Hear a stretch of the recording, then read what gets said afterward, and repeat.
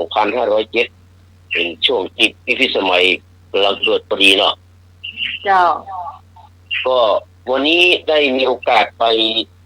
ถวายงานนะครับที่วัดบุพารามทุ่งหัวจางแม่ริมกับวันนี้ก็มีคนหลายเหมือนกันเนอะกับแม่สุพินชจินดาที่ก็ไปแม่จันเป็นแม่บุภาป้ากันหลายคนแต่แฟนพันธุ์แท้บหันในบ้านมันใกล้เลยแต่บหันแต่พันธุ์แท้เหมือนแม่จริงค่ะเสร็จแล้วก็กินข้าวนะข้าวตอนแล้วก็เช้าบวงสรวงพระปีนะครับอายุกว่า1,000 กว่าปีละเสร็จแล้วก็ทำพิธีถวายผ้ากฐินเสร็จเรียบร้อยก็ยกชัดเจดีย์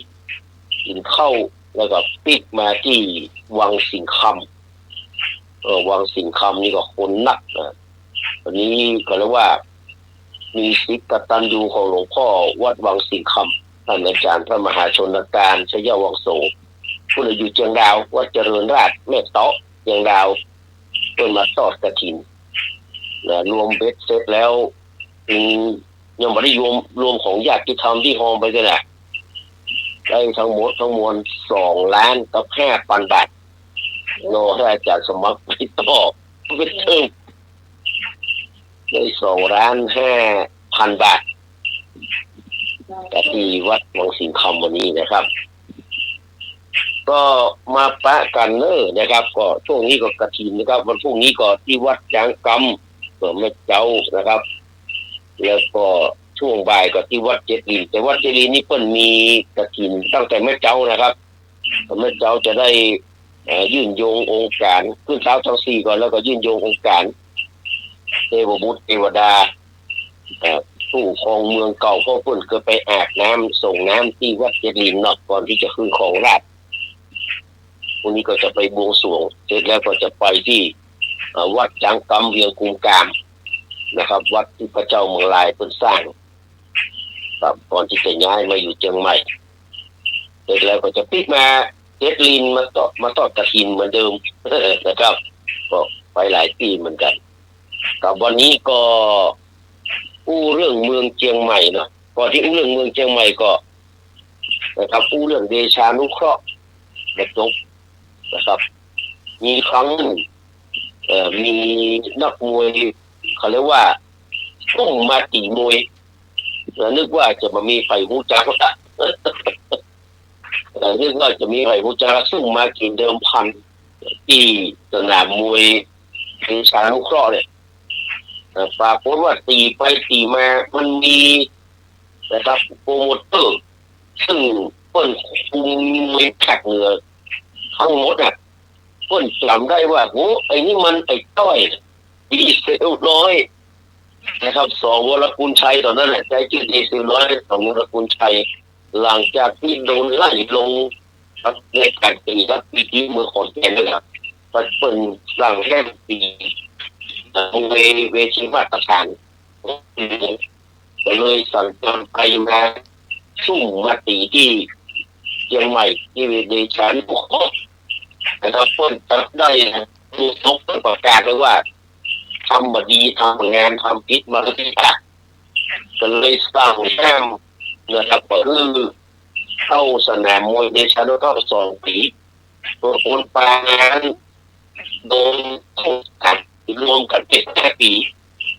นะครับรวมกันเป็น5 ปีเพราะว่าเพิ่นจำได้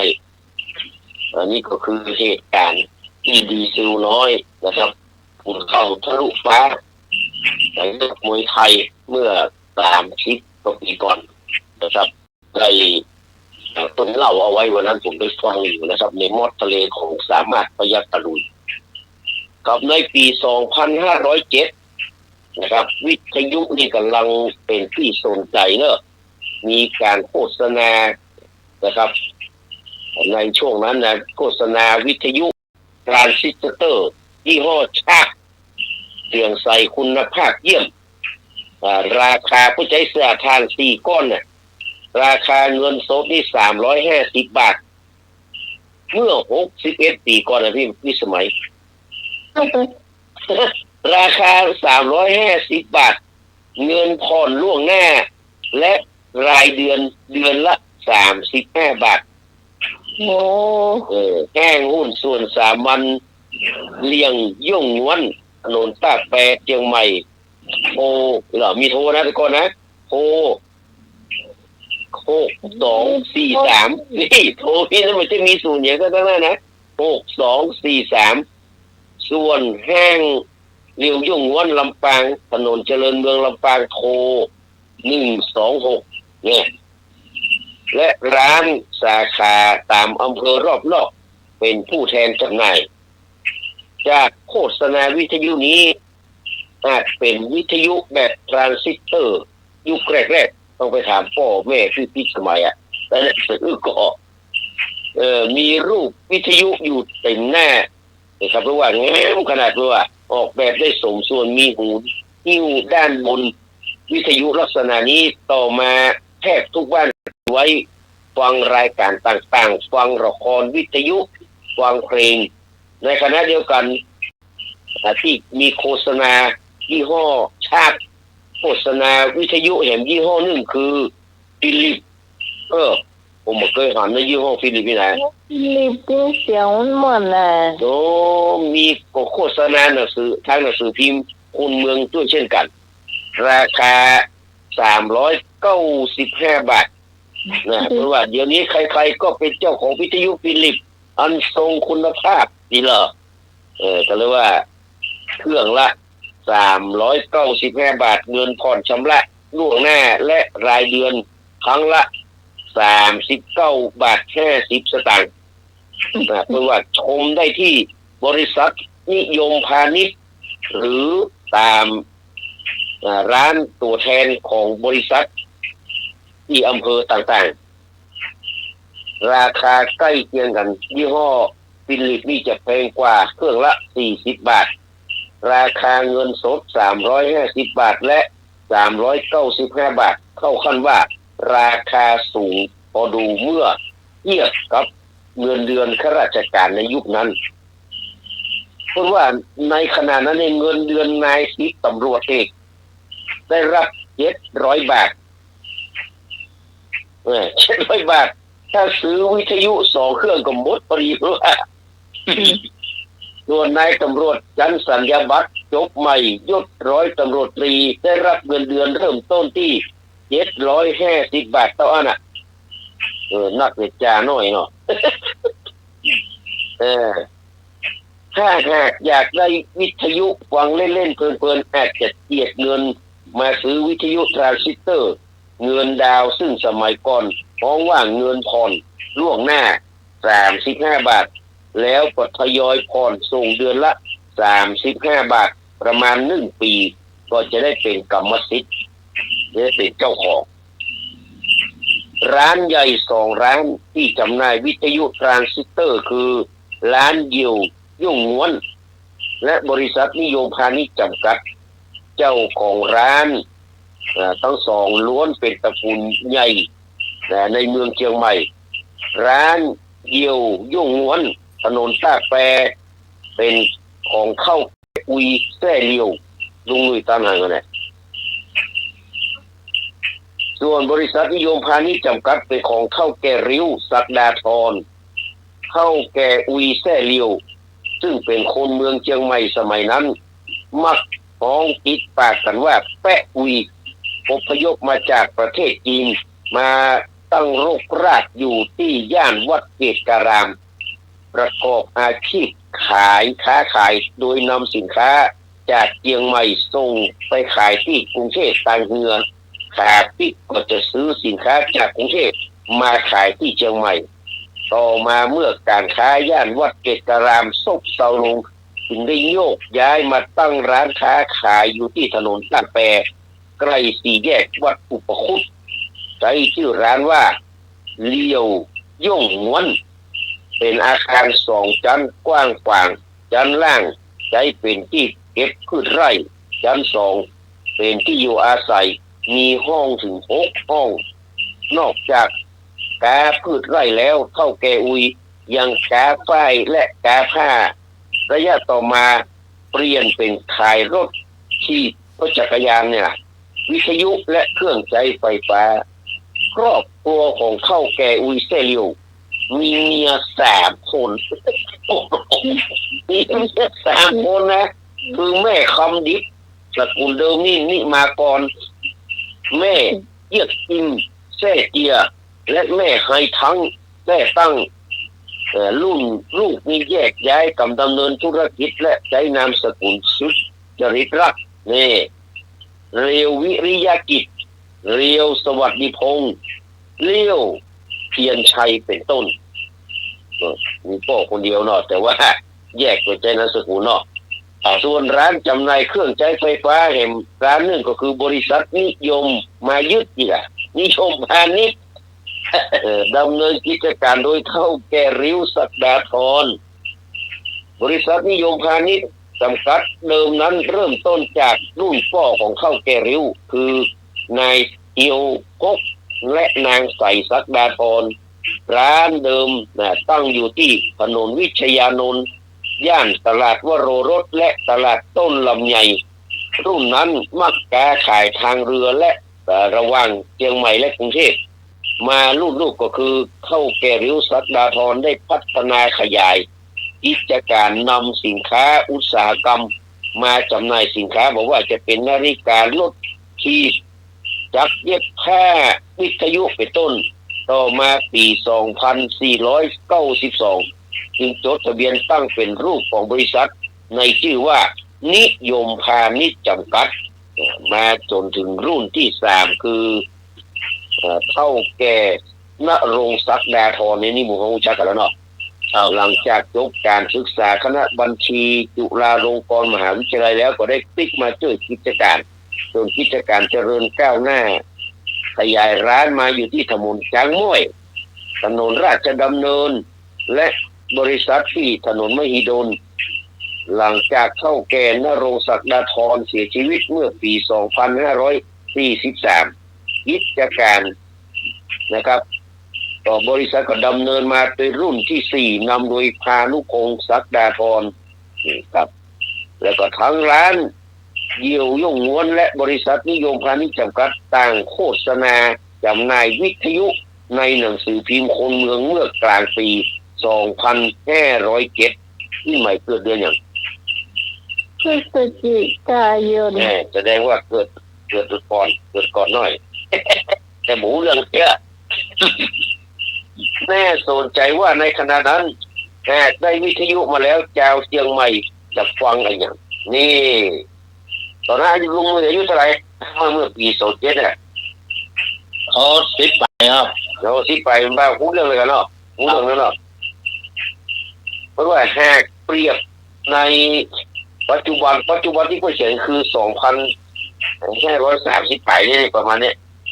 40 ไป50 ไปเนี่ยเพราะว่าความบันเทิงในครอบครัวคือการดูโทรทัศน์นะครับแต่ในอดีตความบันเทิงของคนเชียงใหม่ในสมัยก่อนนั้นสิ่งที่ยังอยู่ในความทรงจำที่เป็นความสุขของทุกคนคือการฟังวิทยุแม่นเมื่อก็จะได้ดูหนังขายยาอย่างนี้เนาะหนังผู้แทนเอามาขายอย่างนี้เนาะแจกเกิดไว้กู้ก่อนไว้ก่อนแล้วเป็นผู้แทนเลยจะมาแจกสำคอนก่อนมีแต่ละมีแต่มันเลยหรอมันก็มูลการเมืองเพลงมูลการเมืองเพื่อว่าไว้ในกันเนาะที่ผมเปิดไปตื่นนั่นแหละก่อนหน้าที่จะมีสถานีวิทยุในเมืองเชียงใหม่ชาวเชียงใหม่มักรับฟังจากสถานีวิทยุที่กรุงเทพเนาะโดยใช้เสาอากาศรับคลื่นแต่คนรุ่นเก่าเล่าว่าก่อนสงครามโลกครั้งที่ 2สักน้อยเนี่ยโดยในประมาณปี 2484เพราะสงครามโลกครั้งที่ 2นี่2488เนาะสมัยเกิดสงครามอินโดจีนที่คนไทยเรียกร้องดินแดนฝั่งลาวและเขมรคืนจากฝรั่งเศสรัฐบาลสมัยจอมพลป.พิบูลสงครามมีการประชาสัมพันธ์ผลงานของรัฐบาลทางวิทยุกระจายเสียงโดยกรมโฆษณาสมัยนั้นเพื่อเพราะว่ากรมกรมโต๊ะก็คือมันไม่ได้เรื่องมันเรื่องนี้แล้วของเรื่องของแต่วิทยุ เพิ่นว่าหาฟังได้เนี่ยต่างอำเภอจะมีแค่4-5เครื่องต่ออันเพิ่นว่านะคือป้องกันในการกับของทางราชการวิทยุของทางราชการจะมีที่ว่าการอำเภอทางราชการต้องไปรอฟังกันรายการที่นิยมในสมัยนั้นคือรายการนายมั่นนายคงเพิ่นว่าเนาะเพลงของไก่ที่รักชาติเช่นเพลงแหลมทอง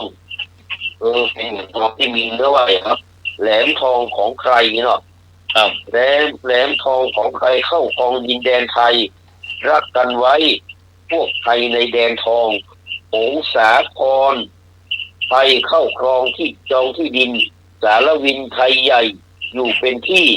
สยามอยู่แม่น้ำตานีเนี่ยแต่เพลงนี้ก็คือข้ามโขงขึ้นต้นว่าข้ามโขงไปสู่แคว้นแดนใดแต่เคยได้ยินเหมือนกันแต่ว่าประจักษ์เนาะแต่สมัยนั้นนี่ไปเรื่อยไปได้นะสถานีวิทยุปักกิ่งนี่ฟังนี่ต้องแค่เกิน2 คู่อ่ะคนใดฟังสถานีวิทยุปักกิ่งนี่โดนย่ำนะครับเนี่ยมันเป็นวิทยุคอมมิวนิสต์เนาะสมัยนั้นนี่มาได้ละยุคแรกคือสถานีวิทยุกรุงเทพสถานีวิทยุ1 ปน.กรุงเทพและของกรมประชาสัมพันธ์วิธีการปรับคลื่นวิทยุจะต้องใช้ไม้ไผ่ตั้งขึ้นสูงขึ้นมาแหละไม่สร้างเลยเนาะครับในสร้างไม้หกเนี่ยแหละมันสูงเลยเนาะยาวนอกจากนี้จะต้องทำสายดินเพื่อป้องกันฟ้าผ่าแห่งตัววิทยุยุคแรกเป็นวิทยุเครื่องใหญ่มีลำธารไฟฉายใหญ่ต่อมาจึงใช้ระบบทรานซิสเตอร์วิทยุก็น้อยลงคนเก่าๆมักจะรู้เรื่องราวของนักแต่งเพลงของคนเชียงใหม่ที่ชื่อว่าสนิทสอสนิทสอรู้จักกับสนิทสอเนี่ยรู้ครับมาแวะหน่อยมาแวะสนิทสอหน่อยเนี่ยสนิทสอนี่คือห้องกวีเพลงล้านนาเลยนะชื่อแท้เพิ่นก็คือลุงสนิทหรือว่าผู้สนิทสิริวิสุทธิ์เกิดที่ห้องแถวตอกเล่นโจหรือว่าตอกเราอากาศว่าเกิด4 ตุลาคม 2461พ่อเพิ่นชื่อไฮซิลนะไฮซิลแม่มารดาชื่อว่าคำนวณพ่อเป็นเจ๊กแม่เป็นคนเมืองเนี่ยเนาะที่ค้าขายในการว่ารถเปิดร้านขายเครื่องสังฆพันธ์เป็นครอบครัวที่เคร่งครัดและเลื่อมใสในพระพุทธศาสนาเป็นอย่างมากการศึกษาของท่านสนิทโสเนี่ยเริ่มต้นที่โรงเรียนจีนหัวเองและคำเที่ยงอนุสรณ์นะครับก็เหลือก็คำเที่ยงเลยเนาะจากนั้นคำเที่ยงนี่แต่ว่าซื้อนี่ผู้มีการปุ่นเสียชีวิตเลยไปเผาแล้วก็พระราชทานเพลิงศพที่ตั้งออกไปตั้งสักแปลงว่าจากนั้นก็มาต่อป .4 และม .1 ที่ปรินซ์รอยอย่างนี้นะม .2 จนจบม .6 ที่ยุพราชในรุ่นพิเศษคือรุ่นโตโจรุ่นโตโจก็โตโจกับนายพลของให้ญี่ปุ่นเนาะในช่วงสงครามโลกครั้งที่2ท่านสนิทสอนี่ต้องการเรียนต่อข้อช่างหรือสถาปัตย์แต่เพิ่นมีเงินทุนไปต่อก็เลยหันเหไปเป็นครูโรงเรียนราชคือชื่อบูรณศิลป์ของนี่แหละของอันฝ่ายที่ของนี่ก็เนี่ยที่เนี่ยพ่อคนน่ะลูกพ่อเป็นสจเป็นสทล่ะเรียนแต่สอนได้เท่าเดียวก็เข้าทำงานที่ธนาคารออมสินจนได้เป็นผู้จัดการสาขาป่าซางซึ่งเป็นสาขาแรกในภาคเหนือสาขาออมสินนี่สาขาแรกในภาคเหนือเนอะต่อมาก็ได้ลาออกไปทำงานที่โรงพิมพ์พุทธนิคมเชียงใหม่ตำแหน่งผู้ช่วยบรรณาธิการนิตยสารเจ้าพุทธเป็นรับงานหนังสือพิมพ์ขนาดโดยเป็นผู้สื่อข่าวหนังสือพิมพ์ไทยและสยามนิกรประจำจังหวัดเชียงใหม่ หนังสือพิมพ์แสงอรุณเจ้าเหนือคนเมืองรายคนเมืองรายเพราะว่าคนเมืองรายสัปดาห์ที่คุณมีคุณสงัดบรรจงศิลป์นี่เป็นบรรณาธิการเมื่อปี 2503 ได้ติดเข้ามาทำงานธนาคารแห่งประเทศนึงที่สำนักงานใหญ่กรุงเทพอยู่กองโฆษณามีหน้าที่เขียนเพลงให้กับวงดนตรี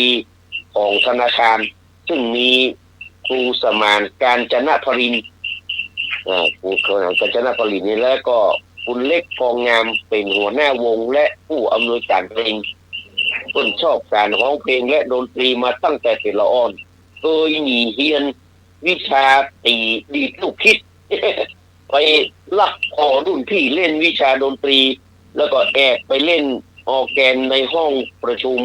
ของโรงเรียนหัวเฮงมันเหมือนครูมายัดใส่กับโดดเดือด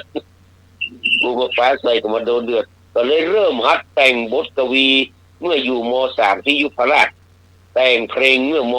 .4 เพลงแรกที่แต่งนี่คือแต่งในปี 2483 ฟ้าจันทร์ฉันเธอเพลงที่มันแต่งไว้นี่มีนักกว่าพันกว่าเพลงเนอะเพลงที่สร้างชื่อเสียงกับสนิทสอนนักที่สุดก็คือไม่รักพี่แล้วจะรักใครอันนี้นิพัฒน์ละอองศรีหัวรู้จักกันเนาะครับไม่รักพี่แล้วนี่น้องจะรักใครเป็นสีสุดาเริงใจในช่วงนั้นเนาะแล้วก็เพลงล่มฟ้าป่าซางของทลินนันทนาครตอนที่เพิ่นไปอยู่ที่ป่าซางนะก็เลยแต่งเพลงนี้ให้กับทลินนันทนาครของเชิญเพลินใจได้มาถึงถิ่นป่าซางไอ้เหรอที่อยู่ป่าซางไอ้โพงต้องหูแน่นอนเนาะโอ้และภูมิใจนักที่สุดก็คือเพลงทำดีได้ดีทำชั่วได้ชั่วที่เอ็มออนวิเศษสุดแล้วก็นิพัฒน์ละอองศรีเป็นคนร้องเพลงชุดที่ใช้ความพยายามและความศรัทธาอย่างแรงกล้าโดยใช้เวลาในการประพันธ์คำร้องทำนองเมื่อถึง3 ปีก็คือเพลงชุดพุทธประวัติงดงามที่สุดเป็นว่าชื่อเพลงนี้ซาว4เพลงนี้สัมพัทธ์กันหมดแต่ผมไม่แน่ใจผมก็ไปซ้อหาบอกแฟนนะว่ามันมีเพลงอย่างของเนื้อเพลงก็สัมพัทธ์ต่อเนื้อเพลงต่อกันไปเรื่อยอย่างพิสดารเล่าเรื่องตั้งแต่ประสูติตรัสรู้จนถึงปรินิพพานเนี่ยที่ใครจะทำได้สนิทสอนี่นะครับเพิ่นถึงแก่มรณกรรมไปเมื่อวันที่16นะครับธันวาคม 2568 คือ40 ปีตอนที่อายุตอนนั้นนี่61 ปีถ้ามีบรินี้ก็109 ปีเนาะโอ้110ใช่ก็160เท่าไหร่40 109 ปีถ้ามีอย่างนี้แหละ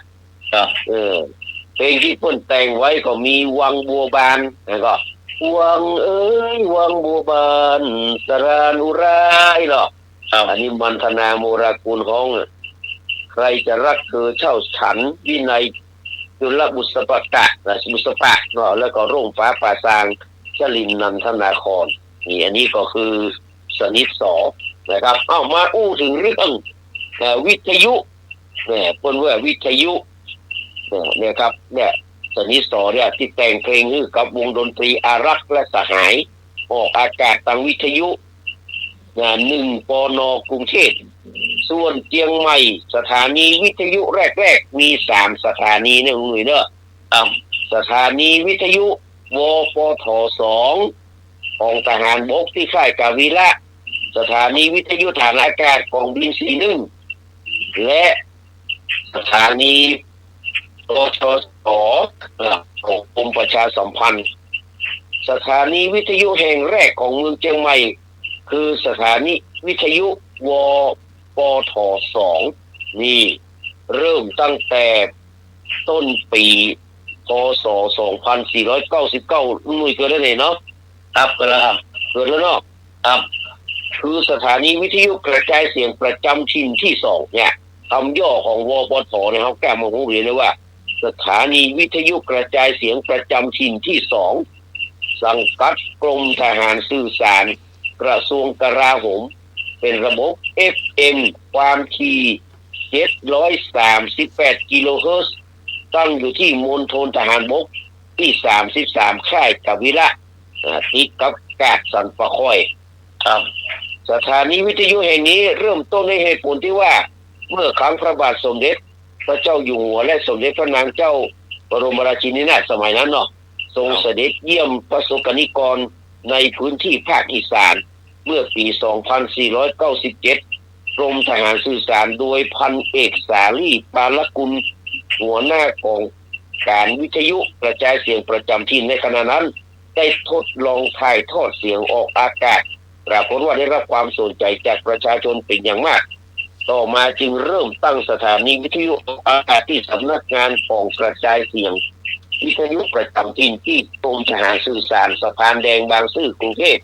ใช้ชื่อว่านี่วสส1ได้รับความนิยมเช่นเดียวกันต่อมาพันเอกสาลีปาลกุลจึงมีนโยบายขยายกิจการกระจายเสียงมายังภูมิภาคและเลือกจังหวัดเชียงใหม่เป็นจังหวัดแรกเลยนะเลือกจังหวัดเชียงใหม่เป็นจังหวัดแรกเลยเริ่มมีการทดลองกระจายเสียงทางอากาศในจังหวัดเชียงใหม่ครั้งแรกในงานฤดูหนาวเมื่อปลายเดือนธันวาคม 2497ฤดูหนาวตอนนั้นก็คืองานปอยหลวงวัดกุเต้าไงล่ะไอ้นั่นก็จัดที่วัดกุเต้าเลยล่ะที่สนามกีฬาแล้วแต่ที่ฮันเนาะ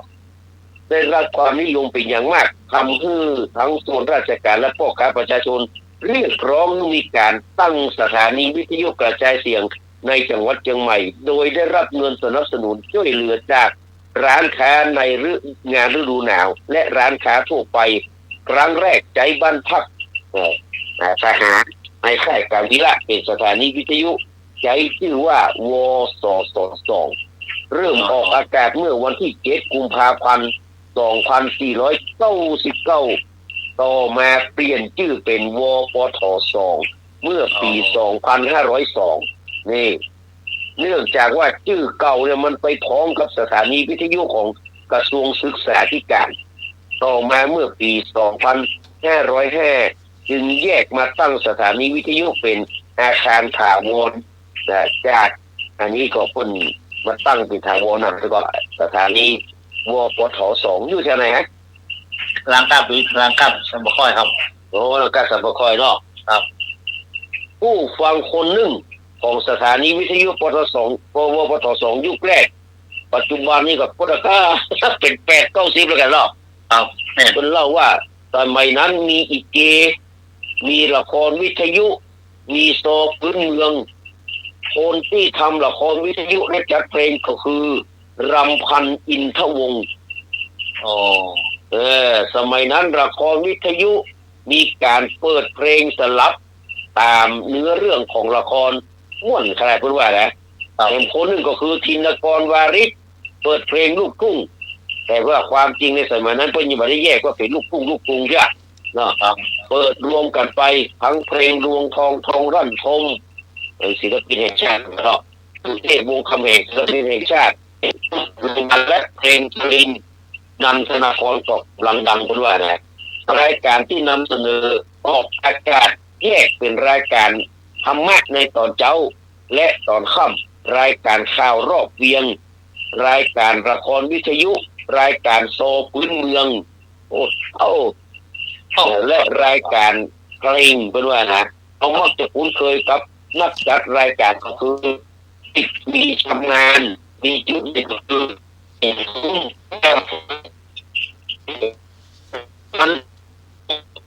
ถ้าว่ารำพันอินทวงศ์นี่จะมีคนรู้จักแต่ถ้าบอกว่าพระเจ้าบัวคำ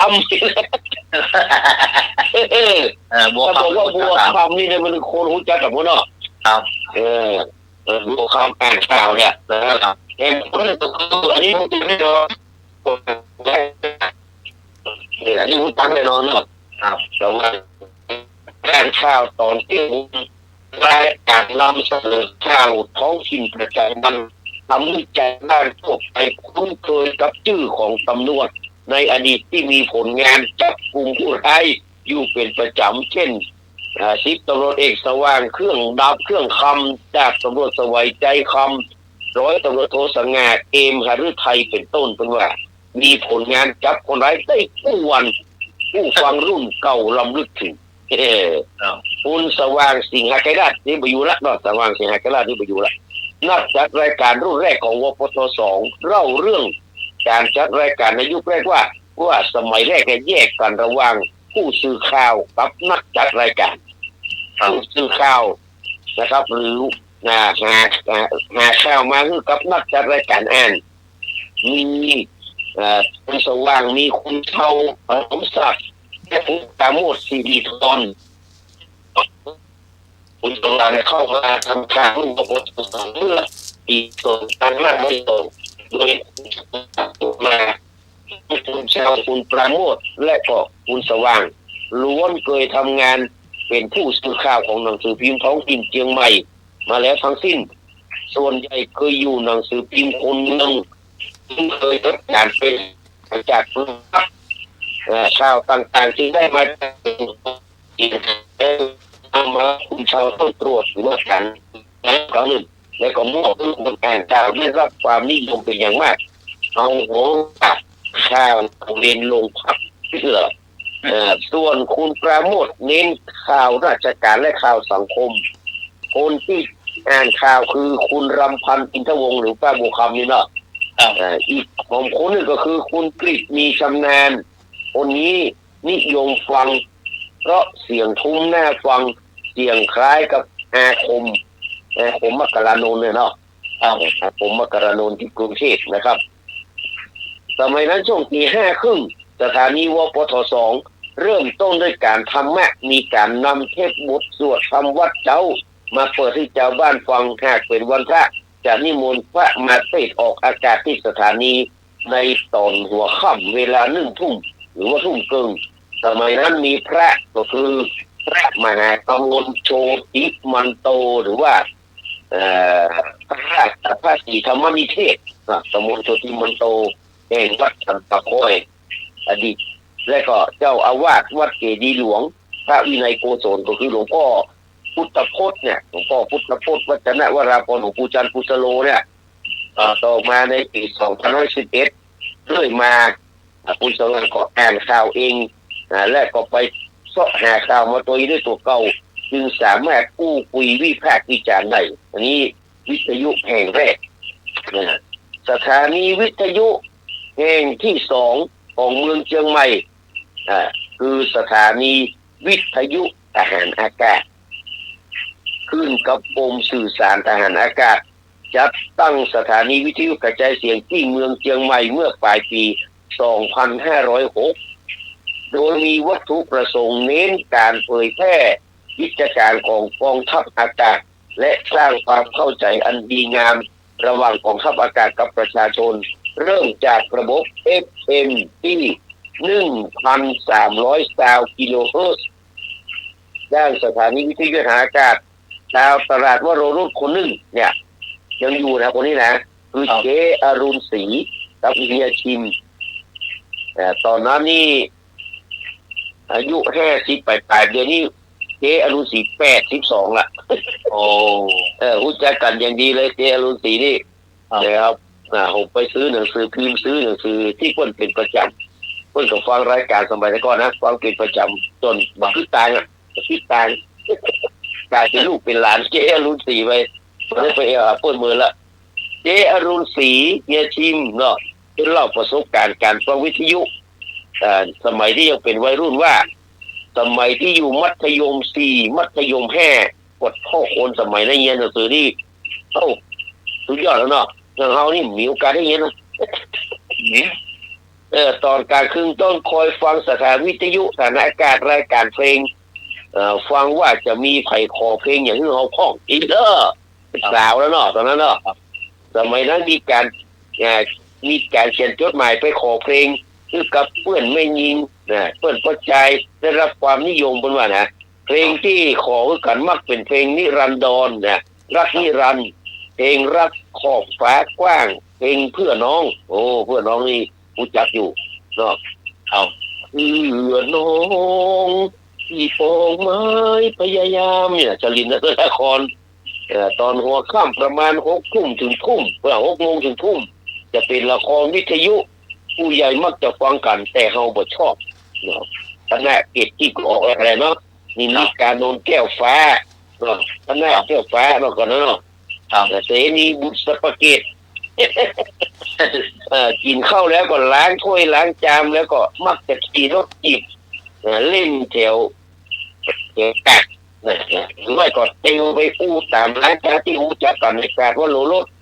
ที่เข้าบ้านมาก็เปิดฟังวิทยุฟังเพลงมีรายการเพลงประมาณ3 ทุ่มถึง4 ทุ่มที่บ้านจะมีวิทยุยี่ห้อฟิลิปนี่ไงพี่เวียดพี่หมายว่านะสมัยนั้นผู้จัดที่ได้รับความนิยมก็คือคุณออนอวนเนติสิงหะผมประสานนี่เกิดประสาน ฟิลิปฟิลิปดีนะ ต่อมาเห็นเมื่อกี้ปีคนมักจะนิยมฟังธรรมะกันว่าสมัยนั้นถ้ามหากมลเจ้าอาวาสวัดสันปะคอยนะครับเทศทางวิทยุวปทค่ายกับวิระแห่งท่านก็คือเจ้าคุณวินัยโกศลหรือว่าท่านนี่แหละหลวงพ่อพุทธพจน์วัฒนวราพรนี่แหละหรือว่าอาจารย์กุศโลนะครับทุกเขาผู้จัดการผู้อะไรก็จะเอาเทปออกอันนี้ออกแล้วอันนี้ออกนะครับผู้นะจำได้ว่าครั้งหนึ่งเจ้าคุณวินัยโกศลประกาศทางวิทยุว่าใครอยากไหว้หลวงปู่แหวนที่วัดดอยแม่ปังอำเภอเท้าซึ่งไปสมัครได้ที่วัดเจดีย์หลวงเสียเงินค่ารถเอาก็ไปสมัครแล้วนั่งรถไปกับคณะสมัยนั้นจำได้ว่าเป็นรถบัสหรือว่ารถ2 แถวไปกันหลาย10 คนออกตอน6 โมงครึ่งตอนเจ้าคุณวินัยโกศลแปลไปกับหลวงปู่แหวนใกล้ๆว่าเสร็จแล้วก็ไปต่อที่ถ้ำผาหลวงปู่หิน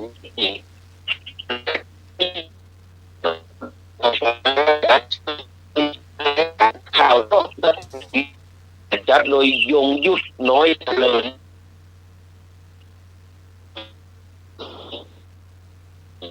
สมปัญญาโสภาไม่ได้ยินก็อย่างเนี้ย ครับ รายงานข่าวโดยอินสมปัญญาโสภาไม่ได้ชัดที่ไหนหรอกรายการเป็นภาษาคนกับโดยออนบัวเนติสิงหะสูงชื่นกัน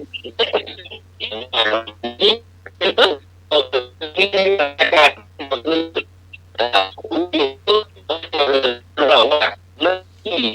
ทำหน้าที่ข่าวเพียงคนเดียวในระยะแรกต่อมาจะได้รับสมัครโฆษกกิ่งเพิ่มเปิดสถานี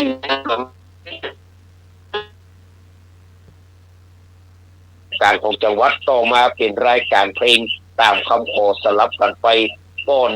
ตอนเที่ยงก็เป็นข่าวบริการส่วนรายการที่มีคนนิยมฟังนักขนาดก็คือข่าวชาวบ้านตอน6 โมงเย็นที่รวบรวมมาหรืออ่านก็คืออินสมปัญญาโสภา สถานีวิทยุอากาศเปิดสถานี4 ทุ่มก่อนปิดสถานีเป็นรายการเพลงตามคำขอแต่ไม่นั้นโคศกเป็นไม่ยิงแต่เปลี่ยนกันไปเปลี่ยนกันมาเช่นคุณสุรางเลิศพฤกษ์เนาะคุณสุรางนี่ก็เสียงม่วนขนาดเนาะ ม่วนกัน แล้วก็เด็กก็เห็นคนละชื่อดีๆอย่างนั้นชื่อนั้นแหละคุณเรียมรักตันตะไฟบูลคุณออนอวนเนติสิงหะเป็นต้นปัจจุบันคุณยงยุทธน้อยเจริญมันมีแล้ว ไปแล้ว ไปแล้วไปแล้วเป็นแล้วจากนั้นพศ2511สถานีวิทยุแห่งที่3ของเมืองเชียงใหม่ก็คือวิทยุกระจายเสียงของกรมประชาสัมพันธ์สททเลยเนาะวัตถุประสงค์หลักก็คือประชาสัมพันธ์สร้างความเข้าใจกับกลุ่มชาวเขาที่เคลื่อนย้ายมาจากประเทศพม่าลาวและจีนเข้ามาอาศัยอยู่ในเขตภาคเหนือของไทยมากขึ้นและที่สำคัญคือช่วงเวลานั้นลัทธิการก่อการร้ายคอมมิวนิสต์อย่างที่ผมว่าเนี่ยแพร่ระบาดเข้ามาในประเทศไทยในลักษณะการโฆษณาชวนเชื่อมีกลุ่มชาวเขาเป็นแนวร่วมทำให้รัฐบาลเห็นความจำเป็นและการสร้างสถานีวิทยุกระจายเสียงขึ้นที่เชียงใหม่ รายการนอกเหนือรายการข่าวท้องถิ่นเพลงเพื่อความบันเทิงแล้วรายงานรายการที่แตกต่างจากสถานีสองช่วงแรกก็คือ รายงานภาษาชาวเขาเคยได้ยินเนาะ ครับ ตั้งแต่ตี 5เปิดสถานีจนเกือบตลอดวันมีรายการภาษาเจ้าเขาเผยแพร่ข่าวสารเรื่องเจ้าเขาซึ่งมีถึง6 ภาษาบอกว่าเย้าบอกว่าแมวบอกว่ากะเรียงบอกว่ารีซออีกก็แต่ประเด็นนี้ผมของอีกก็พูดของอยู่เหรออีกก็พูดของอยู่เหรอประเดี๋ยวอ่ะก็ผมของอีกก็นั่นแหละประเดี๋ยวเนี่ยคุณบุญสมวิชาญเจริญที่จริงน่าจะเป็นบุญสมระดาเจริญเนาะมันน่าจะชื่อวิชาญเจริญนะบุญสมระดาเจริญนักจัดรายการรุ่นแรกของสถานีวิทยุกรมประชาสัมพันธ์เล่าว่ายุคแรกสถานีเปิดรายการตอนตี 5เริ่มต้นด้วยรายการภาษาเจ้าเขาเน้นในเชิงจิตวิทยาตอน4ตอน7 ถึง 8ตอนถึง8 โมงนี่นะถ่ายทอดข่าวจากกรุงเทพหลัง8 โมงรายการกองอำนวยการรักษาความมั่นคงภายในคือกอรมนเนาะตอน8 โมงเนี่ยตอนนั้นสมัยนั้นมีคนดอยมีอย่างนั้นเนาะคนดงคนดอยตอนนั้นจะฟังกันแล้วก็เนาะแต่ละตึง9 โมงครึ่งเป็นรายการที่ชาวบ้านนิยมฟังกันนักก็คือรายการเพื่อหมู่เฮานี่ใช้ภาษากำเมืองจัดโดยอินปั่นดวงทิพย์อ่านข่าวท้องถิ่นสลับก็เปิดเพลงลูกทุ่งต่อมาเห็นลูกชั่วโมงก็คืออินปั่นชักต่อรายการเพื่อนชาวบ้านหลังจากนั้นเป็นรายการของทางราชการและเปิดเพลงจนปิดสถานีตอนบ่ายโมงเปิดแถมเตื้อตอน5 โมงเย็นเป็นรายการของเพลงประกอบความรู้6 โมงเย็นเป็นรายการของเจ้าเขาช่วง3 ทุ่มถึง4 ทุ่มเป็นรายการเพลงที่คนนิยมฟังกันมามากเช่นกันก็คือรายการเพลงเพื่อนทหารตำรวจและอาสาสมัครที่ปฏิบัติหน้าที่ชายแดนมีคนจัดหลายคนปิดสถานีเวลา4 ทุ่มยุคต่อมาเมื่อโทรทัศน์ได้รับความนิยมแพร่หลายนักขึ้นวิทยุที่เคยส่งเสียงมอบความสุขคือแก่ผู้ฟังก็ลดความนิยมถึงปัจจุบันนี้ไม่มีใครฟังแล้วโดยเฉพาะระบบ AM หายไปเกือบหมดแล้วนะครับรายการอย่างพวกเราก็ทนอยู่ถามเยอะเนาะ พวกเดียวเขาไปใจโลกโซเชียลเป็นลูกใหม่หมดเนาะหรือนะรุ่นใหม่เนาะรายการนี้แจ้งก็ไม่ฟัง นี่คือเรื่องเล่าเชียงใหม่เมื่อปี 2507 61 ปีที่ผ่านมาแล้วต่อไปเราจะได้ถามคำถามเนอะถามคำถามต่อไปเอาง่ายๆก่อนเอาง่ายๆก่อนคำสุภาพของที่พึ่งก่อนในตอน053-226-0589คำสุภาพของที่พึ่งคืออะไรกอไก่ทายพึ่งขอไข่มูลพึ่งคอควายสีพึ่งงองูนวดพึ่งคำสุภาพของที่พึ่งคืออย่างทายพึ่งมูลพึ่งสีพึ่งนวดพึ่งเอาคำสุภาพมาหลับกันหรือยังตอนนี้แก้วตาหลับหรือยังเจ้าคอควายสีพึ่ง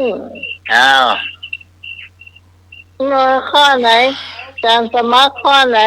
นวดพึ่งนมัสการครับผมเจ้าเงินพรผมก็ไปเราวัดตุ่งอาจารย์ผมไปกินโรงทานครับเนาะแต่ว่าได้ไปร่วมงานกฐินแต่วัดเยลินนี่จะไปร่วมงานกฐินครับเนาะโอเคคำตอบสุดท้ายคือสีพึ่งครับเนาะครับนมัสการโอเคสีพึ่งเนาะครับมันเป็นวะไปจะตอบแหมเลยน้ำพึ่งตอบน้ำพึ่งมีว่ะน้ำพึ่งนี่ก่อน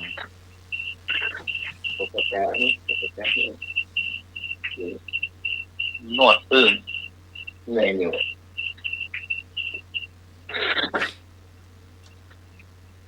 โอ้นักพึ่งมวย ว่าได้มีแฮมก็ ครับ มันก็มาใช้ศูนย์ อ่า 226 058จ้าพี่พร อ่า มาเลย เจอหน่อย นี่ ครับ ยัง ครับ หายไปไม่ได้เห็นลูกมันเตืมันเดินข้ามปากคูมันรักไปซื้อมันใหม่ เอา จะเลยละมันง่ายเขาเนี่ยถูกต้องทุกคนสีพึ่งแน่นอนต่อไปกำแพงเมืองจีนหนึ่งในอัศจรรย์สิ่งมหัศจรรย์ของโลกเนาะกำแพงเมืองจีนสร้างขึ้นในสมัยไหนกำแพงเมืองจีนสร้างขึ้นในสมัยไหนก็ราชวงศ์ฮั่นขอราชวงศ์ถังนะครับพอราชวงศ์เฉินงอราชวงศ์ซ่งจอราชวงศ์หมิงฮั่นถังฉินซ่งหมิงสร้างในสมัยในกำแพงจีนเนี่ย มาเอากอไก่นะ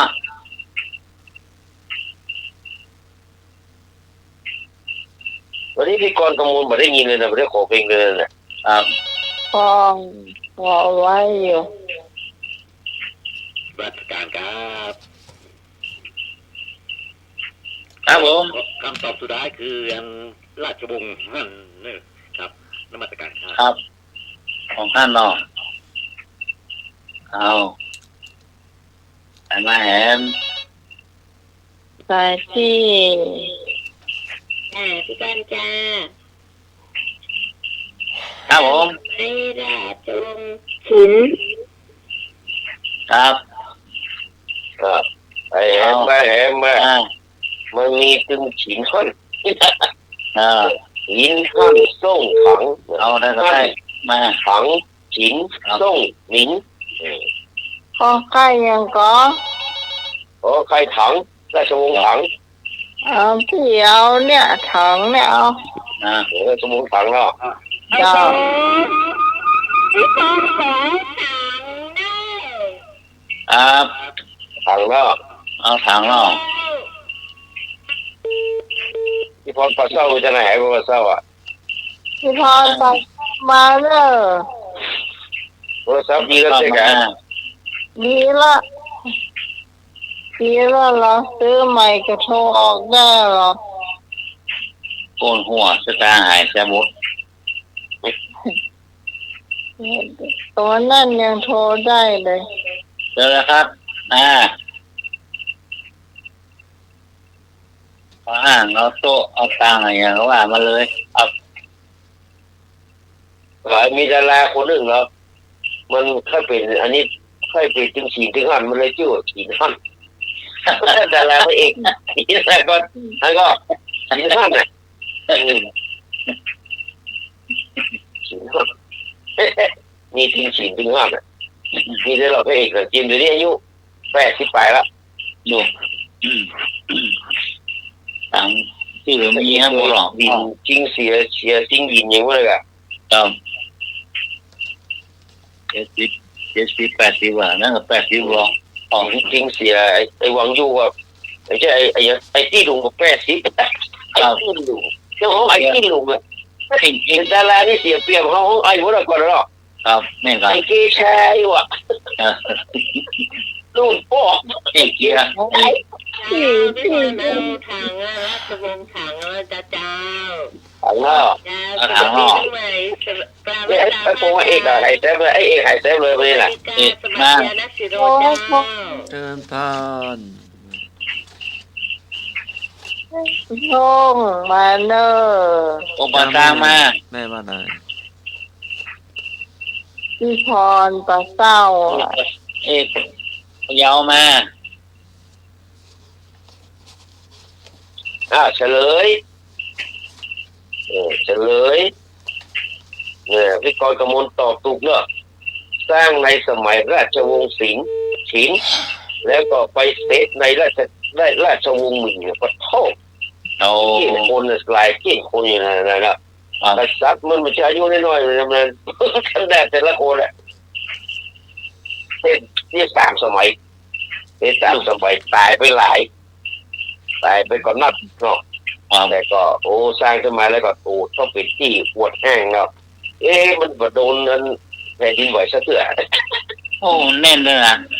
นี่สุดยอดเลยผู้แปลงเนาะ โอ้แน่นเลยมานถล่มละลาย ต่อไปเป็นหลักธรรมสำคัญที่พระพุทธเจ้าทรงแสดงในธรรมจักรปวัตนสูตรคืออะไรนะหลักธรรมที่สำคัญที่พระเจ้าทรงแสดงในธรรมจักรปวัตนสูตรคืออะไรก็ไตรลักษณ์ขออริยสัจสี่ขอโอวาทปฏิโมกข์โอวาทปฏิโมกข์งอปฏิจจสมุปบาทนะไตรลักษณ์อริยสัจสี่โอวาทปฏิโมกข์ปฏิจจสมุปบาทในธรรมจักรปวัตนสูตรเนี่ยหลักธรรมสำคัญคืออย่าง จะมาตอบเลย แต่สมัครนิมนต์ เฮ้ยตอบไหน มักมีองค์แปด มันมามีได้ช้อย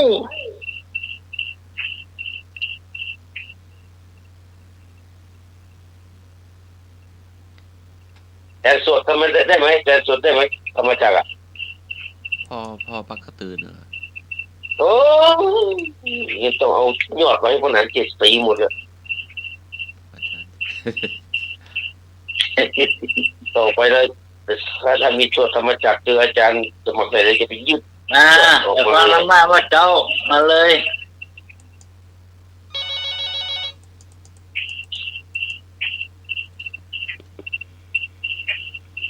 ครับผม นมัสการครับ ครับ สุดท้ายคืออริยสัจสี่ครับเนาะครับนมัสการครับ อายะสัจสี่โอ้โห นะใครจะเอาแฮม นะครับ ฟังที่เจ้าแวดเรียงบันเทิงเนี่ยมา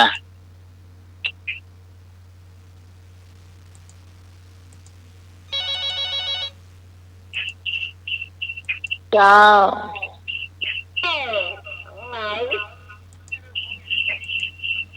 เจ้า โอ้เข้าใจนะไม่มีนะ คนไหนก็มาโห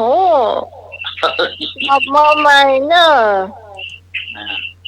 โอ้ไม่พี่พร โทรศัพท์มันเหมือนกับแบบ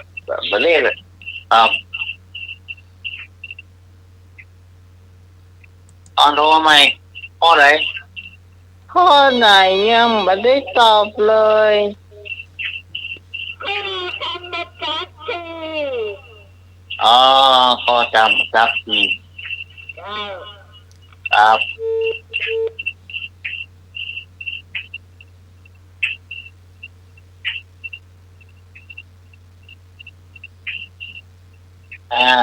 เจอเลยครับไม่ย่อยหรอกใจหลวงหรอกจงสีลงวัดหรอกไม่ลงเจ๊ยอดหรอกไม่ยินเสียงเมือนละ เอ็นพรนี้พี่พรจะตอบว่าใด ขอตอบ ไอ้พี่น้อง ขอควายนะครับ กระโปรงคอควายหรอก ครับ รังรับลูกคนเดียวนี่ ครับ โง่ ไป รับลูกว่ะ รักลูกว่ะ โง่ ทำเพลงรักลูกอยู่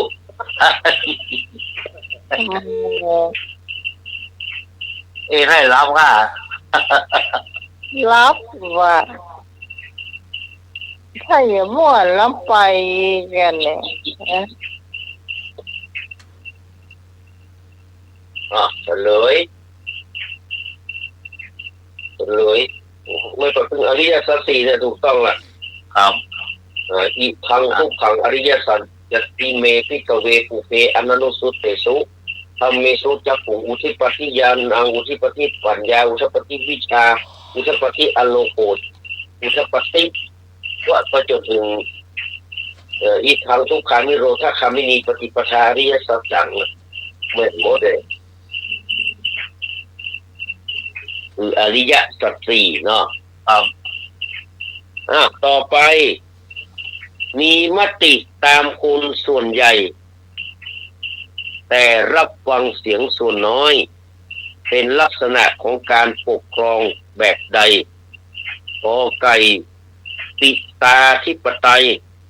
ขอไข่ราชาธิปไตยขอควายประชาธิปไตยงองูสมบูรณาญาสิทธิราชย์มีมติตามคนส่วนใหญ่แต่รับฟังเสียงส่วนน้อยเป็นลักษณะของการปกครองแบบใดปิตาธิปไตยราชาธิปไตยประชาธิปไตยสมบูรณาญาสิทธิราชย์ เอาเดินเลยครับ 053-226-0589ครับผมครับ เอาประชาธิปไตยนะครับ ครับผมประชาธิปไตยต่อครับ ว่าตัดข้าวไปได้เลยหายจ้อย ครับ ป้า ครับ มาที่ มาละ มาก่อนให้วงตื่นหน่อย ครับได้รับลูกใหม่เหมือนกันนะ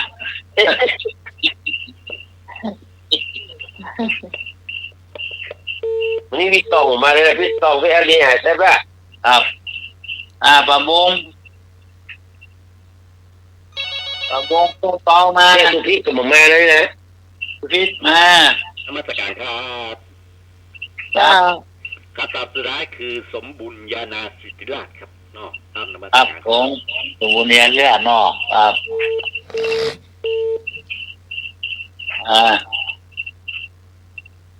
ไอ้พงก็ดีๆนะ อย่างนูยังกอไก่แล้ว ไอ้พงเนอะยังใส่ได้เนอะยังใส่ได้เนอะบอกได้เลยผมตอบผิด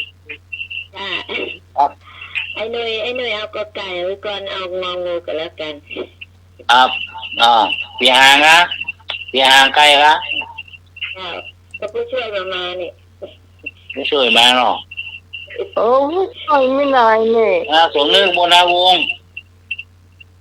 ผู้ช่วยกระจาย ยังได้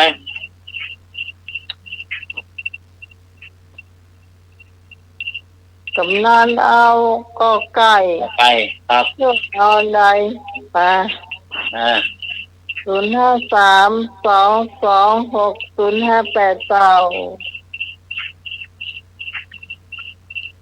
โอ้เดี๋ยววันนี้สปาสปิด เฉลยครับเฉลยก็มีมติตามคนส่วนใหญ่ว่าอย่างไรแต่ก็ฟังผู้เสียงน้อยอยู่นี่คือการปกครองในระบบประชาธิปไตยเนาะ ครับ เอาคนส่วนใหญ่ว่าแต่ก็ฟังเสียงคนส่วนน้อยอยู่นะก็อนุทินเรามันไปผลิตวันเนี้ยสบายกันเนาะ แต่ว่า ไปผลิตแล้วหัวมันให้สมองมันให้มีก็ได้บอกกระทบไปได้โง่ไปหาหมอบอกว่าอยากผ่าสมองปรากฏว่าหมอว่าผ่าบ่ได้เพราะอย่างมีสมองว่ะโอ้โหสมองมีบอกว่าแพ้บ่ได้แพ้แล้วนายกแพ้บ่ได้เด็ดขาดเลยก็อย่างผมว่ามันมีสมองอ่ะว่ะ โอ้ เอ หมอ อ นักเก เอาสมองที่มาแพ้ว่ะ หมอเนี่ยนักเก ผมว่าเพื่อนเอาเหลือน่ะ หมอนี่นักเกเลยนะ หมอนี่นะมาหาที่ตกงานแล้วบอกว่า หมอคนนี้ว่าเยี่ยมดีตรงงานคำเดียว หม ตั อ ว ว่าโอ้นายกผ่าบ่ได้ครับเพราะอย่างผมว่ามันมีสมองอ่ะว่ะโอ้โห เดือดร้อนละ ก็มือกันละอันละอ่อนเลยอะมันไปถามอันไปถามครูอ่ะไปถามครูอ่ะครูครับครูสอนกี่วิชาครับเนี่ย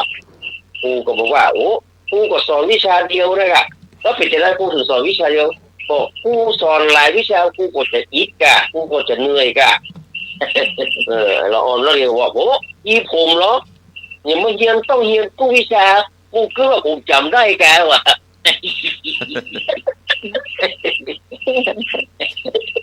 ครูคิดว่าผมจำได้หมดแกเนาะ ก็เรื่องอย่าเขาไปละอ่อนแบกหนังสือก็เงี้ยพวกแฟนเนาะ นะอัน ครู ไป สอนวิชาเดียวคือนักเรียนเรียนทุกวิชามันบัดถูกละเมื่อ ครับแปลงโลกกระดานนะระวังดีเลยวันนี้มันไปอยู่ตารางว่า ต่อไปต่อไปบุคคลใดบุคคลในข้อใดปฏิบัติตนไม่ถูกต้องตามหลักของชาวพุทธนี่นะบุคคลในข้อใดปฏิบัติตนไม่ถูกต้องตามหลักของชาวพุทธขอไก่สวมหมวกสีขาวเข้าไปในโบสถ์ในอุโบสถนี่นะในวัดนี่นะขอไข่สวดมนต์สั้นๆก่อนนอนขอควายถือศีล8นับถือรักษาศีลเฉพาะวันศีลงองูนั่งสมาธิบนเก้าอี้ปฏิบัติที่ถูกต้องตามหลักการจากพุทธเนอะสวมหมวกสีขาวเข้าไปในโบสถ์สวดมนต์สั้นๆก่อนนอนถือศีลเฉพาะวันศีลถือศีล8เฉพาะวันศีลงองูนั่งสมาธิบนเก้าอี้อันใดที่ผมเหมาะสม เลี้ยงหม้อขาวก่อน แป นะ ดเนอะ เลี้ยงหม้อขาวก่อนนะ ก็จะเอาข้อใดมาเด้อ เชิญครับโอ้หลายโอชาติเรียกนะ นมัสการครับ แฟนแพ้เอาใด อันต่ออันนี้ใครมาเป็นนายกนะดวงมันบดีสักคนนะเนาะ โอ้ ดวงมันบดีครับนายกอะครับครับผมว่าข้ออันนี้ครับอย่างนะสวมหมวกอะเข้าไปในโบสถ์เนี่ยมันสมควรครับเนาะครับนมัสการครับ ครับ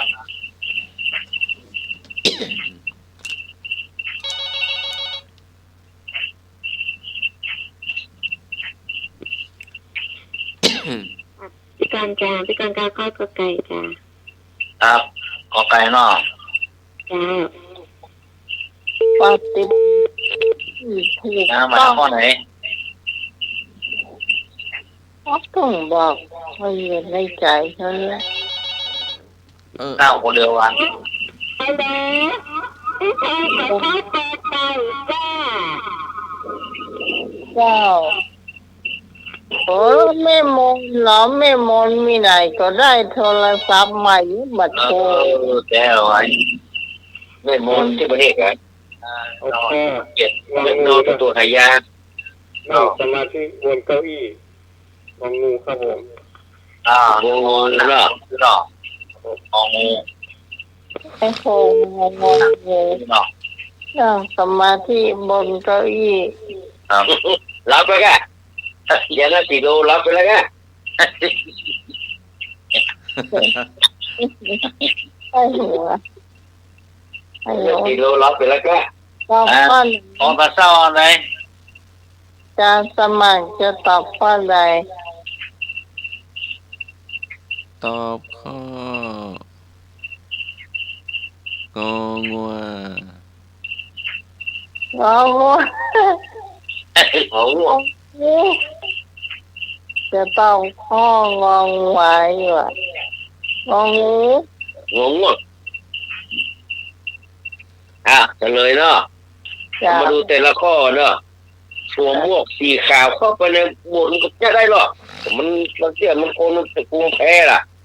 มันใส่หมวกสีขาวได้กะก็ได้อยู่สวดมนต์สั้นๆก่อนนอนก็บอกก็เนี้ยได้นะครับ นั่งสมาธิบนเก้าอี้ก็เขาก็เนี้ยได้หรอก ครับ ก็บางมันถ้าถือศีลเฉพาะวันพระเนี่ยมันไปได้เลยมั้งมันไม่ถูกต้องละวันอื่นมาเอาอย่างก็วันพระอย่างเดียวข้อคอควายถูกไม่มีใครถูกเลยนะข้อนี้ ไปหลงข้อกอไก่กัน อันนี้ลวงคำถามลวงนะเนี่ย เนี่ยคำถามว่า เอากามันสีเนาะ เอ้าต่อไปเนอะในสมัยสลิดเนาะที่มันใจมาตราเนี่ยว่า17อย่างเนาะข้าพเจ้ารับผิดชอบเพียงผู้เดียวเนาะข้าพเจ้ารับผิดชอบเพียงผู้เดียวคนว่าการปกครองแบบนี้เป็นการปกครองแบบไหนข้าพเจ้ารับผิดชอบเพียงผู้เดียวนะเป็นการปกครองแบบไหนกอไก่กอไก่พ่อปกครองลูกขอไข่อัตตาธิปไตยคอควายธนาธิปไตยงองูประชาธิปไตยจอจานถูกทุกข้อชอชิงธรรมาธิปไตยโอ้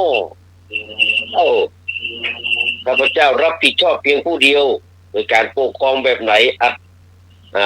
พ่อปกครองลูกอัตตาธิปไตยธนาธิปไตยประชาธิปไตยถูกทุกข้อธรรมาธิปไตยนี่ถึงชอชิงเนี่ยนะเอาเลยเลือกเอาเลยกอไก่ฮะ เนี่ยขอไข่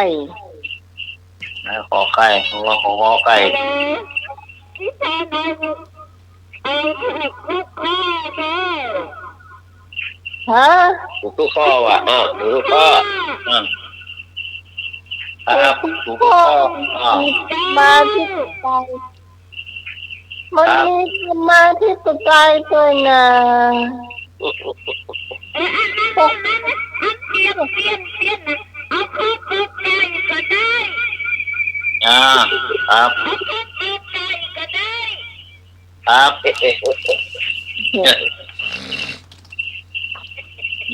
ที่อยู่ใหม่เสียงดีละ พ่อปกครองลูกนี่ ครับ เอาข้ององูครับผม งองูเนาะ ครับ โอ้งองู แต่ที่ปไตยเนาะ ครับ งงนี่อ่ะ งองูประชาธิปไตย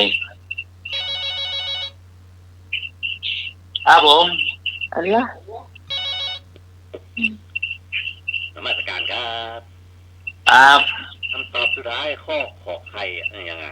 ครับนมัสการครับ ครับ เธอมาตอบเหมือนฉันทำไมขอไก่ตัวน้องใหม่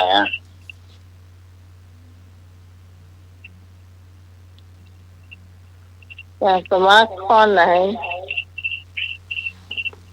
ข้อไข่ต้ม โอ้สู้สลิดได้สักคนนะ ต้ม ลิด ไข่ต้มเหรอ เจ้า เดี๋ยวพอรอเฉลยก็ข้าพเจ้ารับผิดชอบเพียงผู้เดียวมันก็จะอัตตาธิปไตยเอาตัวกับพิงเนี่ยเนาะ ครับ ธนาธิปไตยนี่การปกครองเอาเงินเป็นใหญ่อย่างปัจจุบันเนี่ยเอาเงินเป็นใหญ่เนี่ยไหลเข้าไปก็ไม่ใช่งูเห่าเพราะว่ามันเป็นเหรอมีตองเหลืองว่ะเพราะว่ามีตองเหลืองนี่หมายถึงว่าเด็กเอาตองไปมันนอนต่อถ้าตองมันเหลืองมันเป็นย้ายที่เหมือนกับไอ้ไอ้โลเพณีทั้งหลายพวกเนี้ยมันเป็นผีตองเหลืองพอตองมันเหลืองมันก็ย้ายนี่ก็เรียกว่าเป็นผีตองเหลืองไม่ใช่งูเห่านี่เพิ่นมีศักดิ์ศรีแต่ไอ้พวกนี้นี่ยิ่งกว่าโสเพณียิ่งกว่ากะลีเป็นกะลีทางการเมืองต่อไปเอาเป็นกฎหมายข้อไหนเรื่องกฎหมายแล้วเราเป็นกฎหมายว่าข้อใด เดี๋ยวข้อไหนเฉลย ก็อัตราที่ปไตยที่ไหนกะก็ขอใครเลยกะ บอกเราน้องใหม่ พระ ถูก เจ้ารับผิดชอบเพียงผู้เดียวมันจะไปเอาอย่างเป็นยังไง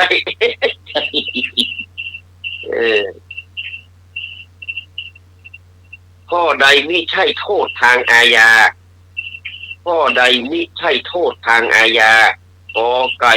ปรับขอไข่ ประหารชีวิตคอควายกักขังงองูจ่ายค่าเสียหายจอจานริบทรัพย์สินก็ใดไม่ใช่โทษทางอาญาปรับประหารชีวิตกักขังจ่ายค่าเสียหายริบทรัพย์สินก็เป็นโทษทางอาญาก็ใดไม่ใช่โทษทางอาญาปรับประหารชีวิตกักขังจ่ายค่าเสียหายริบทรัพย์สินก็ไก่ไก่น้อย ปรับค่าปรับเนี่ย เดี๋ยวก็ปรับละ จิบก็ไก่ เราก็ น้ เพื่อ อน มัน ย จะเจ็บแปะ ปรับค่าลากเกียรติ ครับ อย่างสมัครว่าใด จิบไก่น้อยจิบก็ไก่ นมัสการครับการตอบสุดท้ายคือปั๊บเลยครับเนาะปั๊บ เนาะ ครับยังตำรวจปั๊บเนี่ยกันเนาะครับ ครับ โอ้ตัวนี้ตัวกันหมดเลยเนี่ย ครับเอาบอลมาสิเจ็บแปะยับ แน่บอกเปิงหรอกมีพวกคนละใบขับขี่หมวกกันน็อกมีข้อมดแน่บอกเปิง โดนปรับนะ โดนปรับคนแน่บอกเปิงใส่เกลือแตะว่ะ เจ้า ตายแล้วแบบได้ไปเช็คแล้วอะไรถ้าตายผมจะเยียวยา เพราะอันนี้ถูกทุกคนเลยเนาะ ครับ ปรับเนาะเพราะมันเป็นโทษทางแพ่งโทษทางแพ่งเนาะนั้นเป็นโทษทางอาญานะประหารนี่ก็แน่นอนเนาะพักขังก็แม่นะจ่ายค่าเสียหายนี่ก็แม่นะโทษทางอาญานะแล้วก็ริบทรัพย์สินก็แม่โทษทางอาญาเนาะข้อสุดท้ายละ โอ้ยไปละ ข้อสุดท้ายเพื่อนจะได้ไปแยกการส่งทัพที่กันข้อสุดท้ายพระพุทธเจ้าทรงบรรลุญาณใดที่ทำให้ตรัสรู้อริยสัจสี่พระพุทธเจ้าทรงบรรลุญาณใดที่ทำให้ตรัสรู้อริยสัจสี่กอไก่จุตูปฏยานเนาะขอไข่อาสวะขยายานขอควายอานาปนสติงองูปุเพนิวาสานุสติญาณพระพุทธเจ้า ขยานที่ตอบเลย ไปจะตอบอย่างนั้นแฮมมา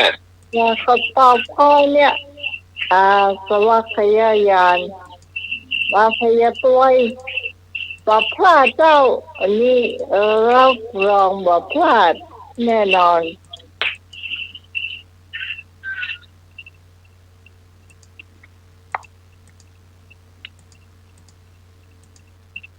ลองวงเลย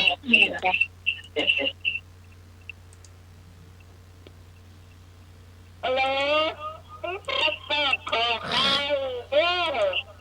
ขอใคร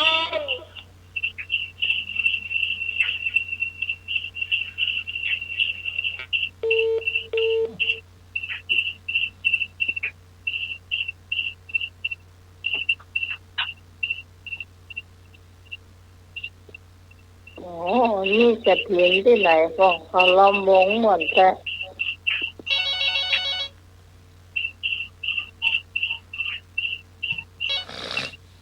ขอใครครับผม เจ้าไปพง ทุกวันนี้ถูกหวยแล้วเนาะอาสวะขยายานเนี่ยสิ้นไปแห่งอาสวะทั้งหมดทั้งมวลเนี่ยถึงตรัสรู้อริยสัจสี่ได้เนาะอย่างอื่นนี่ยังไม่ถึงเตื้ออันนี้ก็พอแหมผมปากผมคอในเวลานักพอสมควรเนอะ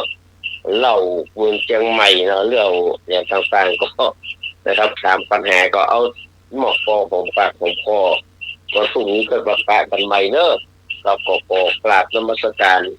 ขอบพระคุณท่านพระครูสมุวิศวัตรวรกิจโจผู้ในวยการสถานีเจ้าวาดวัดป่าหินนะครับขอบคุณท่านอาจารย์พระครูบดิการสมัครยานศรีโล พ่ออาจารย์ ขอบคุณพี่พิสมัยสุริโยดรหัวหน้ารายการธรรมะคลายเครียดเนอะ เจ้า ขอบคุณ ไอ้หนุ่ยสว่างเมฆเนอะ ครับผมเลยครับผม แล้วก็ขอบคุณไปยังผู้ติดตามรับฟังรายการนะครับผมว่าจะเป็นในพงษ์แล้วก็ปิกกรปิกพรสองพรแล้วก็หลายคนหลายท่านเนอะนะครับที่ติดตามรับฟังรายการมา วันนี้ก็ขอนำรายการจากท่านผู้ฟังไปก่อนวันพรุ่งปะกันใหม่นะครับ วันนี้ขอกล่าวคำว่ากราบนมัสการและกราบสวัสดีครับ ครับครับผม เป็นพี่นานอินสมหรือว่าพี่นานเจสซี่นะเจ้า ที่มาช่วยในรายการเพื่อความรู้กับคุณผู้ฟังเป็นอย่างนักเลยนะเจ้า ความรู้เก่าๆที่เราบางทีก็จะลืมไปก็เอามาลื้อฟื้นกลับคืนมานะเจ้าช่วงนี้ขอประชาสัมพันธ์งานที่จะมาถึงงานของวัดฝาหินก่อนเนาะวันที่25 ตุลาเป็นงานกระถิ่นของมหาวิทยาลัยเชียงใหม่นะเจ้าเนาะ เจ้า เริ่มกี่โมง เริ่มตั้งแต่9 โมงเป็นต้นไปนะ จ้า ทุกปีจะเป็นช่วงบ่ายเนาะ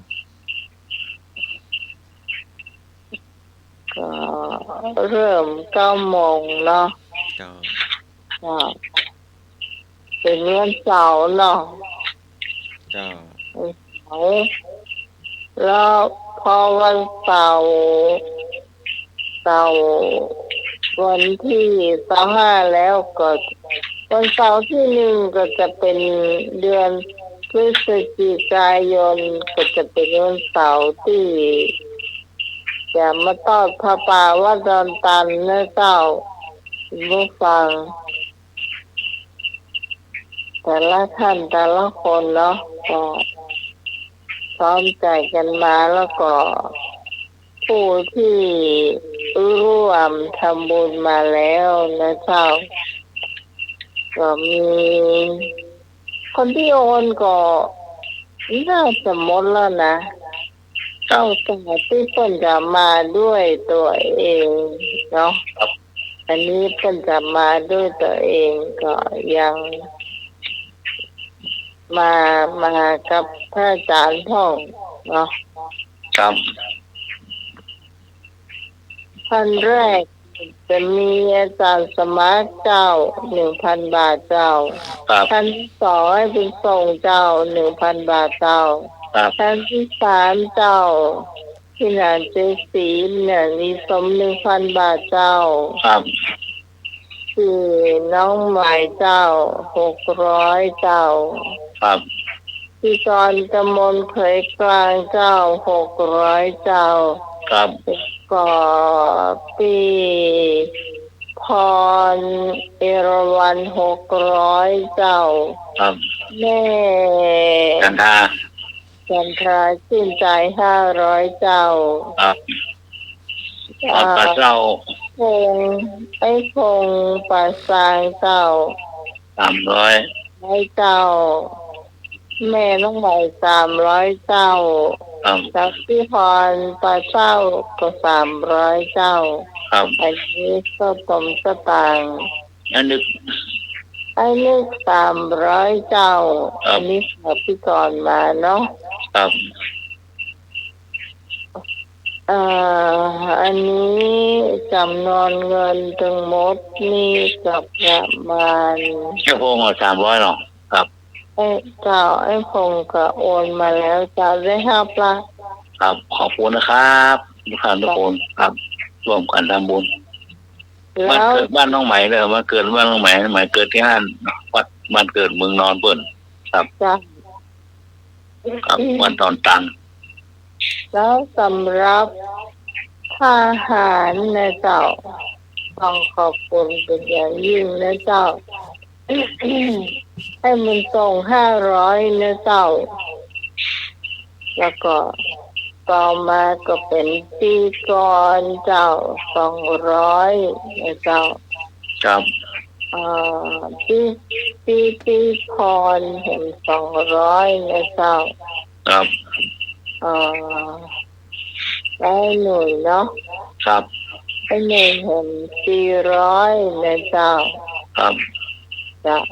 คุณผู้ฟังท่านไหนจะให้จะหอมก่อน หนึ่งห้าเข้าเลยครับห้าคนหนึ่ง อัฟฟอร์เนอร์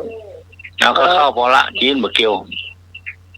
จิ้มมะเกียว ได้กินเข้ามาได้ละ มากินผัดกะเพรามะเขือยาวอีก เอ็นไปเถอะนก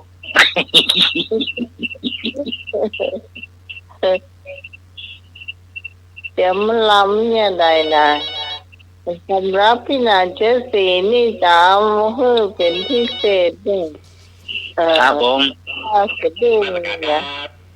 ครับผม ที่2 ปีครับเนาะวัดไปอินผมกับไปครับเนาะ ครับเอา ผมกับไปครับเนาะ ครับผมครับแวะไปบ้านเนอะแวะไปบ้านบนเนอะอย่างบ้านน้องใหม่บนเนอะครับผม จ้า ครับ เลยวัดไปสัก300 เมตรเนี่ยก็ถึงละเดี๋ยวก็ถึงตึงหันรถถ่ายทอดเสียงเจ้า ครับ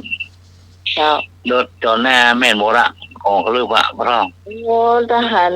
พระเนนเถรน้อยกับแม่นมดแล้วนั่งกลึบขนาด ครับ กระเบียงพ่องอยู่ตั้งหลุมพ่องปักต้นพ่องนี่นะแม่นมดเลยเจ้าคุณผู้ฟังต่อไปถึงก็ทันเป็นนั้นจองลิงนี่ก็แม่นเจ้าเพราะว่าคนอื่นเขาบ่มีจองลิงเนาะเพราะเพิ่นจะเป็นต้นคาทั้งนั้นเลยต้นคาที่จำแล้วเปิ่นของเขานี่จะรู้สึกว่าจะเริ่มตั้งแต่9 โมงนะเดี๋ยวนี้เขาจะได้บอกทางร้านที่เปิ่นจะมาส่งของกินเสี่ยงหนทางนะเดี๋ยวเนี่ยถ้าไปเจอเขาแล้วมันแบบเข้ามาบ่ถึงเขาง่ายๆขบวน เจ้าเลยครับบอกมา9 โมงเลยหรอ มันมาได้เขาจะเริ่มตั้งขบวนตั้ง8 โมงป่าย อ๋อ ปากซอยให้เลยปากซอยที่ไอ้หนุ่ยจะเลี้ยวเข้าหันน่ะ ครับ นั่นน่ะมันจะต้องเลี่ยงหนทางมา เดี๋ยวค่อยบอกคนหันกรรมหนึ่งว่าจะมาเส้นใดที่จะที่จริงเข้าซอยที่เส้นอบตได้ แต่ว่าให้หน่วยมาเช้าอยู่ละเนาะอาจารย์สมัครก็มาเช้าอยู่ละไม่เจอหรอกเขา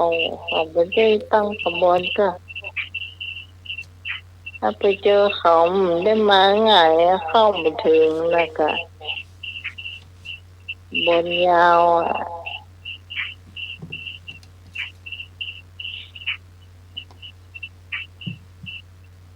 แล้วก็มีแหมตะกี้คือประกาศไปอันนี้คนที่ให้หอมมาแล้วเนาะไปยังมีไอ้หนุ่ยเนาะพี่หนุ่มเจ้าแล้วก็ตุ้งโตเจ้าอันตู้ประวันแต่ยังจะมีที่จะมาตัวเนาะ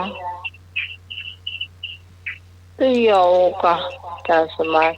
เจ้า เป็นเหรอ หลวงพี่ภูมินทร์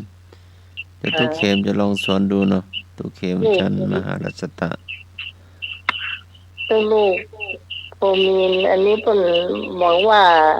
รู้จักน้ำใหม่มา จะลอง จัด จุ เมิน จะ จะ ล ดิ อน งนิมน จั ต์ ด ทุกรูปเนาะ บอกเคยมา แต่ว่าขอมาได้ก่อได้เจ้าได้เลย ครับ เจ้าก็คนอ้วนนั้นเหรอว่าขอว่าเขามาแอมบ้านน้ำใหม่ได้ก็ได้เจ้า ยินดีต้อนรับเสมอ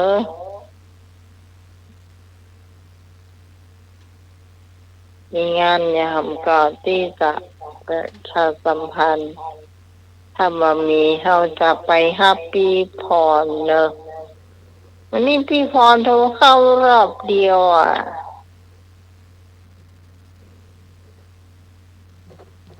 เป็นหยังโทรเข้ารอบเดียว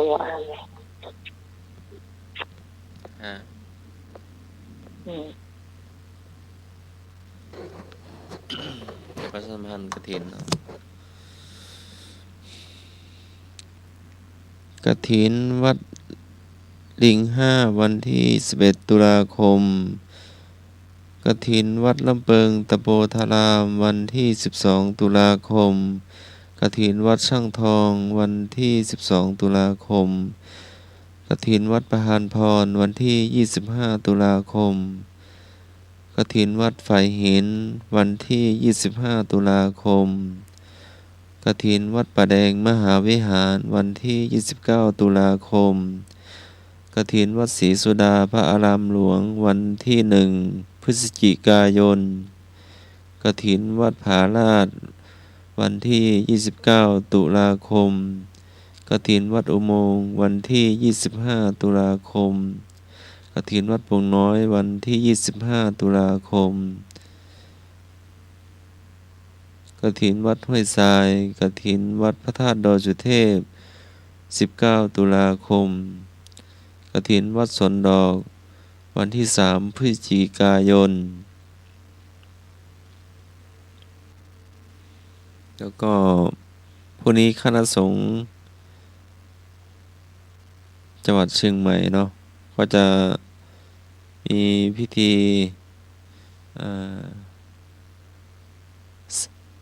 พิธีสามีกิจกรรมสุมาคารวะพระมหาเถระเนื่องในประเพณีวันออกพรรษาประจำปี2568เนาะณวิหารหลวงวัดพระสิงห์วรมหาวิหารเนาะในวันอาทิตย์ที่12ตุลาคม2568เวลา 13 นาฬิกาเป็นต้นไปเนาะ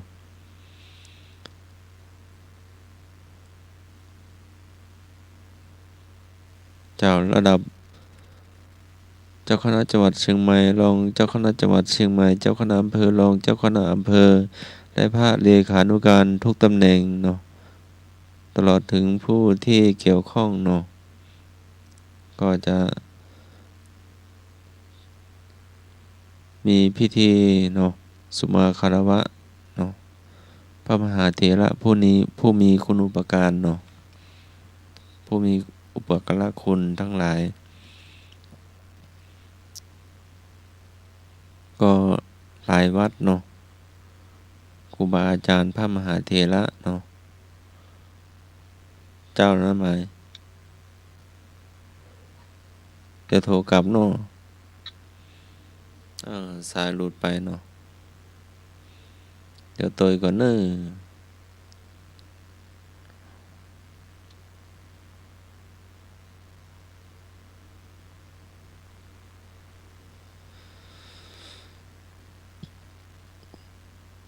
ก็จัดทุกปีเนาะเข้าพรรษาออกพรรษาคารวะออกพรรษาเนาะคารวะดำหัวปีใหม่เมืองเนาะเดือนเมษาเจ้าก็จะมีงานคณะสงฆ์ร่วมตัวเนาะจะเป็น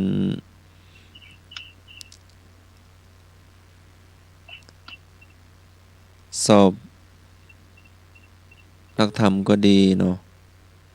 เป็นสอบธรรมศึกษาก็ดีเนาะแจ้งรายรับรายจ่ายก็แจ้งรายรับรายจ่ายวัดก็ดีเนาะก็พรุ่งนี้เนาะเวลาบ่ายโมง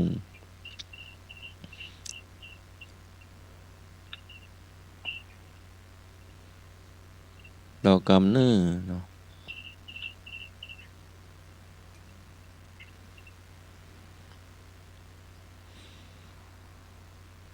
ก็งานกฐินวัดฝายหินเนาะวันเสาร์วันที่25เนาะพิธีทำบุญทอดกฐินมหาวิทยาลัยเชียงใหม่เนาะณวัดฝายหินเริ่มตั้งแต่เวลา 9 นาฬิกาเป็นต้นไปเนาะ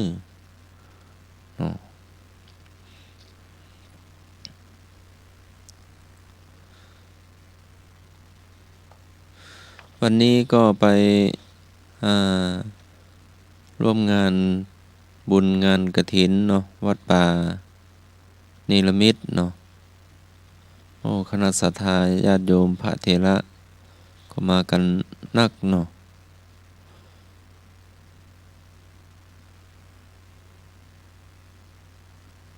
ฮัลโหลแล้วก็ตอนเที่ยงก็ได้ไปงานเนาะตัดลูกนิมิตเนาะวัดป่าไผ่ตำบลช่อแลอำเภอแม่แตงเนาะ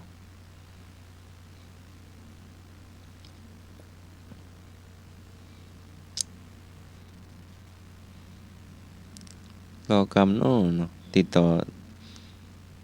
นาพิสมัยลุงหนุ่ยเนาะแม่พร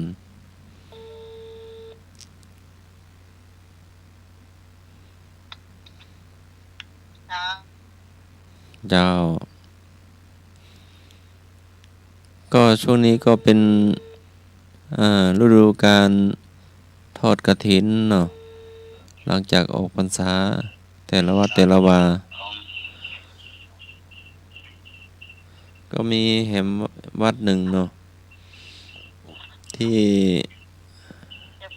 อาจารย์เอาลักษณ์แจ้งมาเนาะดีเลยของวิทยุหน่อยก็นี่ก็เสียงแมงทางหลวงพ่อเจ้าวาดวัดพุทธศรีคีรีพระอาจารย์วรรณชัยตำบลบ้านแปะอำเภอจอมทองเนาะก็ได้ขอนิมนต์ทีมถ่ายทอดสดวัดฝายหินมาถ่ายทอดสดในงานกฐินวัดพุทธคีรีพุทธศรีคีรีเนาะในวันที่18-19เนาะ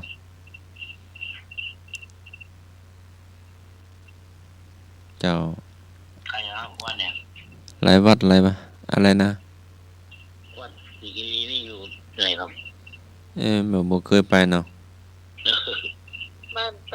จอมทองย่าไหมที่แม่จันเพ็ญใจยวงมันโทรมาของหอม300อ่ะเดี๋ยวน้องใหม่บอกเลขบัญชีเพื่อฟังให้อยู่อ่ะแม่จันเพ็ญเนี่ยบ้านดอยสะเก็ดอ่ะนั่นไม่โป่งอ๋อเจ้าฟังได้เจ้าพร้อมจดเนาะครับตะเกียหนุ่ยกับบอกเปิ้นให้บอกเวลาเดี๋ยวแม่ฟังเดี๋ยวน้องใหม่ไปบอกเลขบัญชีอ๋อเจ้า515นะเจ้า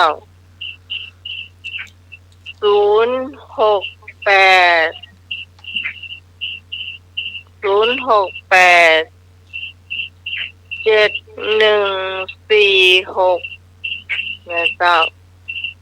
7146ธนาคารกรุงไทยสาขาแม่ริมนะเจ้าถ้าพิมพ์แบบนี้ขึ้นมาชื่อน้องไหมเจ้าที่สมัยสุริโยดรเนาะอันนี้ถูกต้องนะเจ้าพอพานสลีสอสลามอม้าหันอากาศเดียวยักษ์เนาะแม่จันเป็นใจยวงเพิ่นฟังถึงวันเสาร์อาทิตย์ครับจ้าครับเจ้าให้หนูแกจดเนาะจดไว้เนอะแล้วก็ถ้ามีไลน์ก็ส่งไลน์มาใต้หน่วยเนอะเจ้าครับเบอร์ที่แม่โทรมานั่นเนอะเบอร์ไลน์ผมนะเจ้า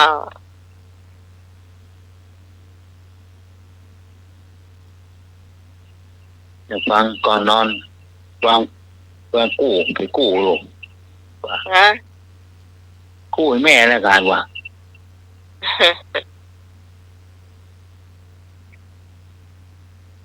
ดอยสะเก็ดกะ ครับเจ็ดแม่โป่งขี้เล็ก ฮะ ขี้เล็กเนี่ยบ้าน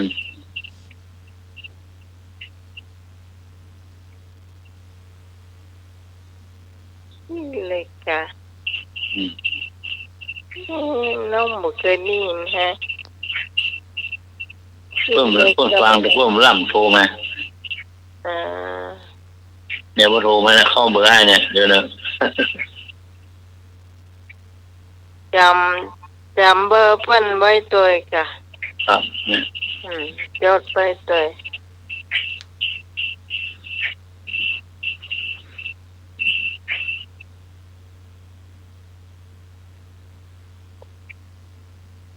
จะติดต่อตายหน่วยก็ได้นะเจ้าเพราะว่าไอ้หน่วยจะมีเบอร์ไลน์เนาะเดี๋ยวก่อน062-305-5057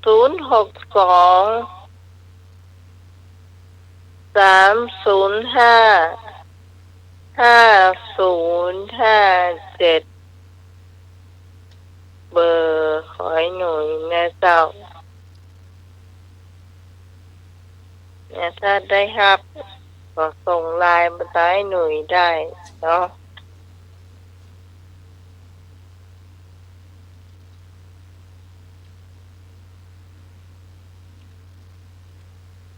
จดชื่อเพิ่นไว้ตัวพ่อไอ้หนุ่ยเป็นเลขาสำกำหนึ่งเจ้าก็ต้องกราบขอบพระคุณนักและเจ้าที่มาเพิ่มเติม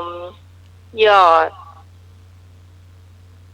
สายล้างของวัดตันของเฮาและเจ้าเป็นบ้านเกิดเมืองนอนของน้องใหม่เองและเจ้าวันนั้นนี่ก็พระอาจารย์พอสถานีพระอาจารย์พระครูสมุวิศวะวรโกนะเจ้าก็จะไปถ่ายทอดเสียงตัวนะเจ้าจะนำขบวนไปตัวนะเจ้าการสมัครตัวเนาะ เจ้า ตุหนุ่มตัวตุตะวันตัวโอ้หลายท่านหลายคนเจ้าปีโพดีโดตัวเจ้าไอ้ยากหารสองพี่น้องนี่ออกอากาศประจำนี่นะกล้าแสดงออกนี่ก็ไปเจอได้ในเจ้าที่บ้านน้องใหม่แน่เจ้า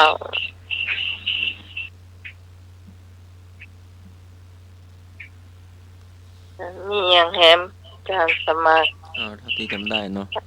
คารวะคณะสงฆ์จังหวัดพรุ่งนี้เนาะกับนมัสการพระมหา ถ้า เท ผู้ห รา ลัก นุเถ ผู้ใหญ่ ระ ก็ประกาศไปตอนช่วงพ่อครูโสพล อ๋อสาธุเนาะ ไปห้าพี่พรมาช่วงทำอาหารเนาะ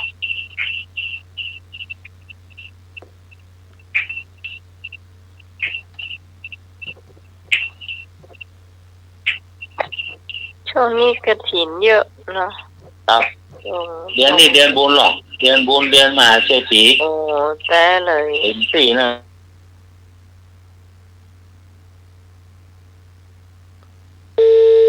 กฐินวัดปากข่อยใต้ตัวเองกฐินวัดหนองปลาข้างกฐินวัด เจ้าเกิดวันเสาร์เจ้า วัดสิงห์ทุกวัดทุกวาเนาะ ทำบุญบ้านทางเมืองนู่นเลยบ้านเมืองเจริญ ก็รู้สึกว่าตะคืนก็มีนะวันนี้ก็มี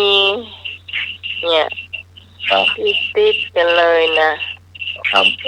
ช่วงนี้มันก็ติดกันแหละติดวันหนึงทัดกันไปขนาดจ้ะ ครับ มีพวก เดือนเนี้ยเดือนนะเดือนกฐิน เจ้า ข้าวปลาสีเผ็ดของข้าวปลาเผ็ดของข้าวปลาในมันสุดแรงหรอต่อ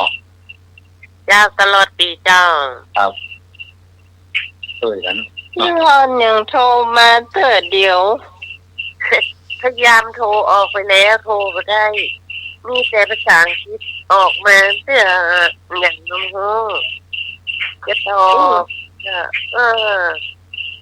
โทร ภาษาอังกฤษออกมาบโลกกว้างๆหรอ ลบไปแล้วเจ้า แล้วก็ โอ้มาละผมเรื่องมูนา เจ้าสวัสดีเจ้าไอ้หนึ่งเจ้า ไม่กระถินสามัคคีลูกกระถินสามัคคี ครับบุญทั้งนั้นน่ะเนาะ สวัสดีเจ้าไอ้นึก ครับสวัสดีครับพี่พร เจ้าวันนี้มันไปหาแม่นอ วันนี้บอกไป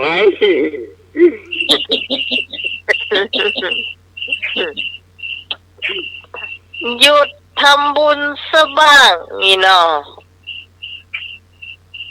ขอเปิ้ลจัดกระถินแล้วก็ โอ้ วัดไหนบ้านผมไปวัดนี้เถอะ ก็ต้องให้เนาะ เลยไปได้ไปหาแม่ แม่รับเจ้าค่ะ ใช่วันนี้กระถินว่าอันเต่าไหน แม่ไปให้แม่รับเจ้าปิดร้านแล้วหรอ หาปลาดูจ้าหรือขายขาย ดีละ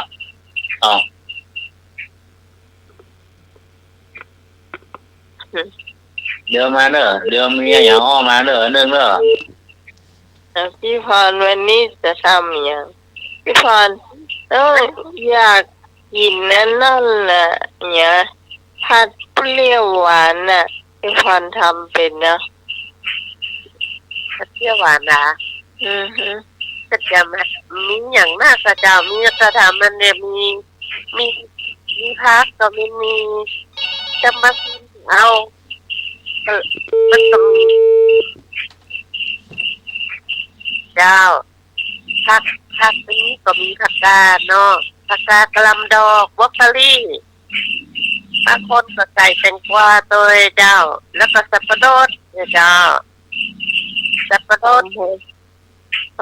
ใหญ่เนาะ เจ้าหอมหัวใหญ่ตัวเจ้า แตงเนาะ เจ้าแตงกวาก็เอาทุกอย่างล้างเนาะตัดเป็นท่อนพอดีเนาะเจ้าแล้วก็มาพัดใส่น้ำมันหอยใส่นี้แล้วก็ใส่ซีอิ๊วขาวหน่อยหนึ่งแล้วเราจะเผ็ดผัดเที่ยวหวานนี่นะจะใส่ไก่เนื้อไก่ตัวก็ได้เนื้อหมูก็ได้ หรือว่าใครชอบกุ้งก็ใส่กุ้งเลยล่ะเจ้าแล้วจะมีผัดน้ำมันหอยผัดนี้แล้วก็จะมีซอสมะเขือเทศเจ้าซอสมะเขือเทศกับพริกหน่อยหนึ่งเจ้าเอาผัดรวมกันหั่นน่ะเจ้าแล้วสุดท้ายก็ใส่ต้นหอมเจ้าต้นหอมผัดไปโดยนะเจ้า ยิ่งขาดไปได้คือสับปะรดหน่อย จ้าสับปะรดนี่อร่อย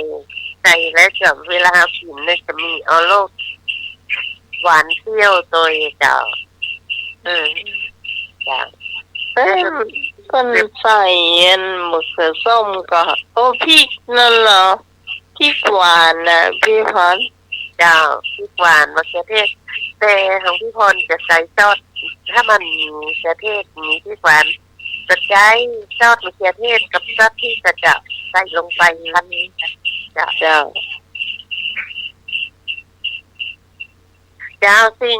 นั้นเนี่ยที่จะทำอันนี้จะทบทวนความจำลามบอลอาหารที่มันกำลังจะขาดหายไปของจังหวัดลำพูนนะเจ้าคืออย่างก็คือหลามบอลนี่บอกเป็นว่าโอ้จะหายไป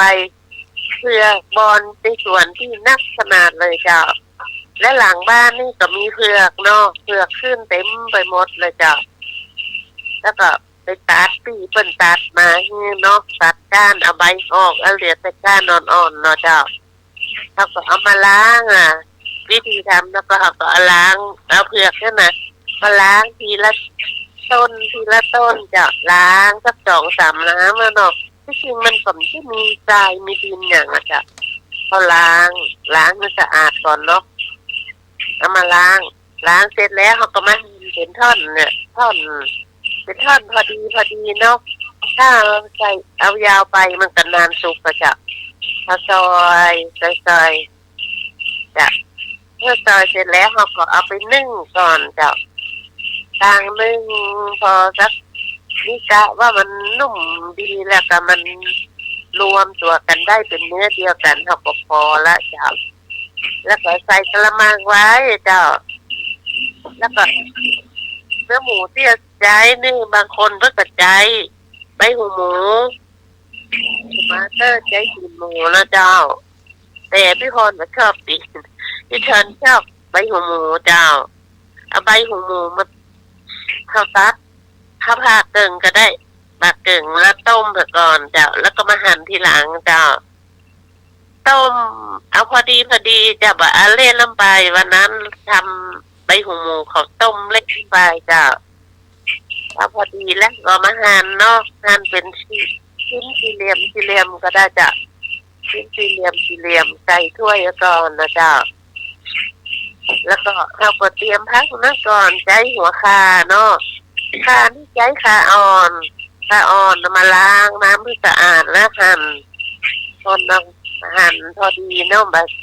บบางล้ำไปหั่นไปสี่เหลี่ยมลูกเต่าก็ได้น้อยๆเจ้าแล้วใช้ใบมะกรูดนี่เอาใบมาแล้วก็หั่นฝอยเลยนะเจ้าหั่นฝอยเลยแล้วใส่ถ้วยไว้หรือรวมกับหัวคาก็ได้เจ้าแล้ววิธีทำน้ำพริกนะเจ้าน้ำพริกกระไคร้1 หัวหัวคาสัก2 แว่นเจ้าขมิ้นต้องก็ได้เจ้าเพราะว่ามันได้ใช้ไก่ใช้ปลาเนาะใช้เอากระไคร้หัวคาหั่นฝอยเลยเจ้าแล้วใส่โคกไปก่อนนะเจ้าที่สัก7 เม็ดเจ้า7 เม็ดใส่ลงไปเจ้าใส่หอมกระเทียมจะโขลกขึ้นละเอียดเลยนะเจ้าโขลกขึ้นละเอียดเมื่อละเอียดเสร็จแล้วเขาก็ลืมรากผักชีโดยถ้าใส่จะใส่รากผักชีโดยจะได้จะหั่นล้างรากผักชีแล้วหั่นฝอยลงไปในโคกเลยตำให้ละเอียดจ้ะทุกอย่างตำเมื่อทุกอย่างละเอียดเสร็จแล้วเราก็ใส่กะปิ1 ช้อนจ้ะตำให้เข้ากันจ้ะเอากระละไว้ก่อนตักใส่ถ้วยก็ได้จ้ะตักใส่ถ้วยก่อนน้ำพริกนี่นะจ้ะแล้วก็ล้างโคกใหม่เอากระเทียมล้างกระเทียมโดดนี่เนาะเอาใส่โคกโขลกเลยกระเทียมให้ละเอียดจ้ะแล้วตักใส่ถ้วยละไว้ก่อนทางล้างโคกเก็บไว้จ้ะแล้วก็จะเตรียมพริกขี้หนูแห้งนะเจ้าเอาไว้ทอดสำหรับโรยหน้าลำบอนนะเจ้าวิธีทำก็ตั้งหม้อน้ำมันเจ้าโอ้ลืมมะขามเปียก มะขามเปียกนี่เอาแช่น้ำมาก่อนนะเจ้าให้มันเปื่อยนุ่มแล้วก็เอาเฉพาะน้ำมันนะเจ้าผสมให้เตรียมไว้ก่อนนะเจ้าเดี๋ยวเราจะรวมกันเนาะเจ้าถ้าก็เอาหม้อที่เอานึ่งเผือกกันนะนึ่งเผือกกันใส่เอาเผือกใส่กระมังไว้แล้วเนาะเขาก็เอาที่เขาตำมันนะลงไปคลุกเคล้าเลยเจ้าคนให้เข้ากันแล้วใบหูหมูข้าใส่เอาข่ากับใบมะกรูดใส่ลงไปแล้วจะคนให้เข้ากันแล้วก็เอาน้ำมะขามเปียกนั้นใส่ลงไปนะจะคนให้เข้ากันละไว้ก่อนนะเจ้าเวลาจะ นี่ค่ะก็ตั้งหม้อน้ำมันตั้งน้ำมันนั้นพอใส่น้ำมันพอประมาณเนาะพอน้ำมันร้อนเอากระเทียมที่เราตำไว้นั่นนะลงไปเจียวให้เหลืองอะเจ้าเอาทอดที่เสร็จก่อนก็ได้เจ้าทอดที่ขี้หนูเนาะพอที่ขี้หนูเหลืองค่ะก็เอาใส่กระชอนตักใส่กระชอนขึ้นมาเสด็จน้ำมันนะเจ้าแล้วก็เอาหอมลงไปเอากระเทียมลงไปเลยลงพัดเจียวลงไปที่หอมที่มันเหลืองพอกระเทียมเหลืองพอดีค่ะก็ตักใส่กระชอนเสด็จน้ำมันไว้เลยเจ้า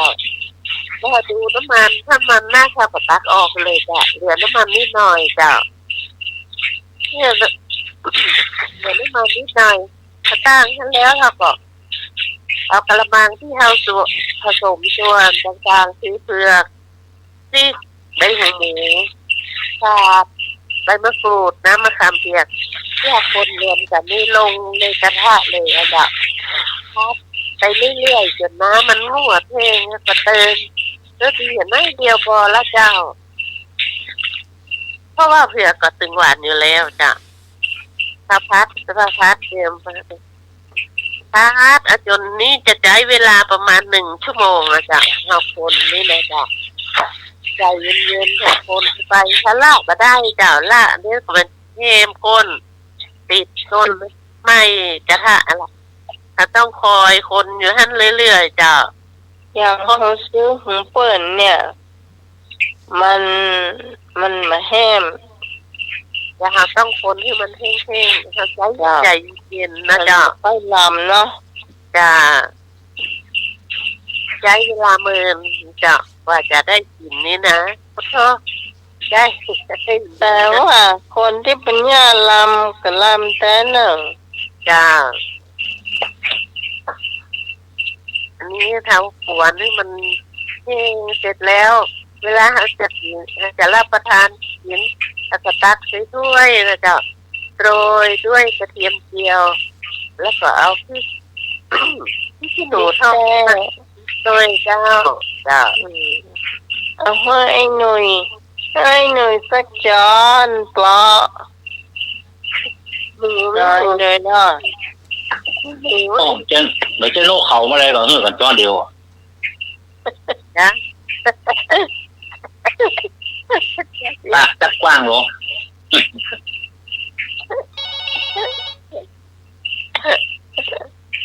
โอ้นี่จ้อนนี่ป้อนเข้าไก่กันน้ำเหลือไม่ใช่อย่างมันจะล้ำเป็นนางล้ำก็ได้เป็นนางไอ้ภาพยนตร์น่ะนางจุ่มลูกโม่กลางอ่ะผมจ้อนเดียวอ่ะโอ้พี่โลกวิจัยข้ามนี้เธอหาเรื่องภาพมันให้ได้กันตัวภาพ948อ่ะตัวซับคือความเป็นฝรั่งผู้ไทยหรอวะไม่ได้เนี่ยเวลาบอกว่าโทรไปหาพี่พรมา9948โทรไปแต่โทรศัพท์มันติดอยู่ก็เนี่ยมะเร็งพี่พรไปอย่างนี้อ่ะไปงานข่าวดำเจ้าสุมาได้นี่เจ้ามาได้คุกคาเจ้าไปงานที่ว่าน่ะดับปิ้งได้มีปะเบอร์ใดที่มันโทรออกได้อ่ะมันโทรได้ทุกเบอร์เบอร์093นี่เบอร์มาได้มันหมดไปแล้วเปลี่ยนค่ายใหม่ใช้เบอร์เดิมเนี่ยไปเปลี่ยนค่ายเป็นทุกมุกเป็นอะไรอย่างก็ได้ไปที่ศูนย์น่ะอันนั้นเหมือนเขาละเปิ้นว่าเปิ้นขายเปิ้นเอาไปขายคนอื่นแล้วก็เบอร์เดิมนั่นแหละไอ้พอเบอร์เดิมเบอร์เดิมนั่นแหละเพราะว่าไม่ได้อยู่เลยไม่ได้หับจ้ะ080นะกายพอจ้ะน้องโทรได้เลยจ้ะแต่มันติดแต่ไม่ยอมรับสายนั่นแหละนี่น้องไปโทรมัน คุณเวลาคุณถามหาคุณไว้โทรไปหาพี่พรแล้วนี่จ้ะ พอดีได้อยู่บนบ้านโทรศัพท์อยู่บนบ้านโมน่ะ แล้วก็มีงานเขาดำอย่างงานเขาดำเพิ่นมีแล้วผมพูดแต่แรกว่าจะไปว่าสัมปยางหลวงท่านแต่ไม่ได้ไปอ่ะเพิ่นเอาวันถูก ผู้เคยเข้าหาเวลาเนี่ยตอนจ่ายท่านจัดรายการนะ จ้า ที่เคยหาวะอย่าลืม เจ้าวันถูกก่อนแล้วไอ้วันนี้จริงทำงานมาจะได้กินบุญลำไยนะทุกท่านที่มาในงานวันที่1เนาะพี่พรจะทำบุญลำไยไปนะเจ้า นี่มาแน่นอนชัวร์เนาะ เจ้า ถ้าจะอ้างเปิ้นว่าใดนะคนขับรถเปิ้นว่าใดนี่ น่าจะที่ไปอยู่เจ้า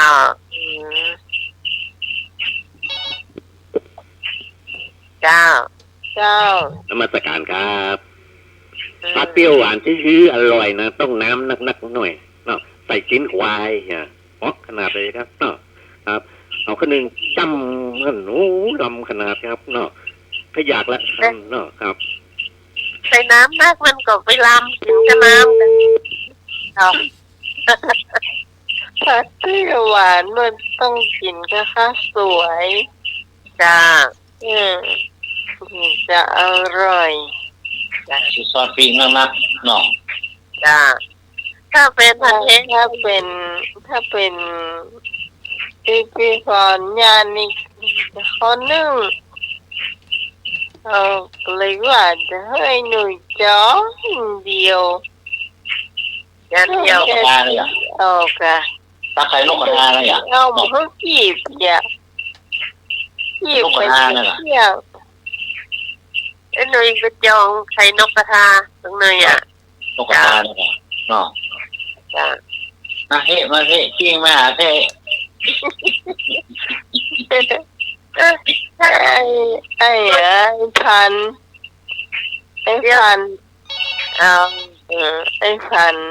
ไอ้บันทีนะบันทา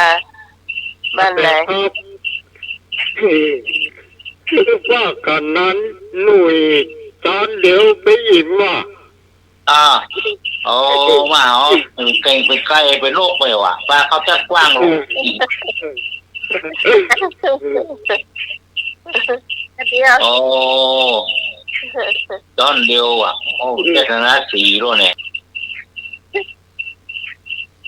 ไอ้หนุ่ยอิ่มเลยเดียวกินจะเอาพิเศษไว้ให้นี่เดี๋ยวทำหมูลำไยกล่องใหญ่ไว้ให้ ครับกองใหญ่ๆหลวงเนอะมันต้องเอาเข้าบ้านเนอะเอาปลาจูดที่รถมอไซค์มาเนอะ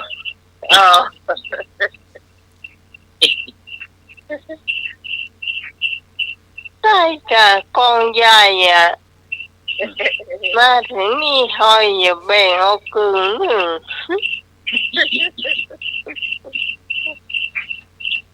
ได้กินนะคนกองแบบนั้นอ่ะ ครับ เดี๋ยวเขากินเป็นพิเศษโอ้แล้วอ่ะน้อยกินมาเอง ใส่นั้นใส่นมไปหน่อยเนอะ มีนมจ้า ยังมาตันอย่างยังฟังเพิ่น นม รู้ลำไยเห็นว่าใส่นมมาลง โอ้ ไป เต้ล่ะจะกะทิเนาะกะทิใช่หรอ ใส่กะทิจ้า เต้เราแก้ตีมมาเลยล่ะ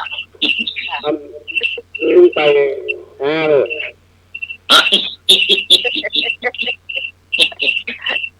น้อยลำอยู่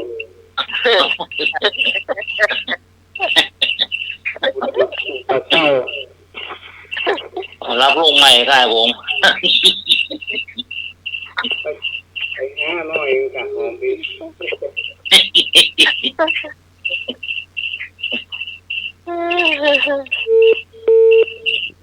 แต่ยังไม่เจียวมาเล่า เนี่ยเชี่ยตัวเหรอวงอ่ะ พี่พรว่าจะเล่าเจียวแล้วมันได้เล่าสักค ตอนไหน ำ โอ้ตา เรา ละ เกี่ยวกัน เสียตาละกะอย่าอ้อนดีกว่าบ่ะ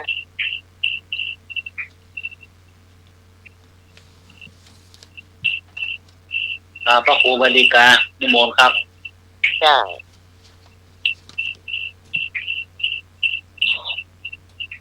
อย่าอ้อน อะยังอะยังอ้าวหายไปไหนแล้ว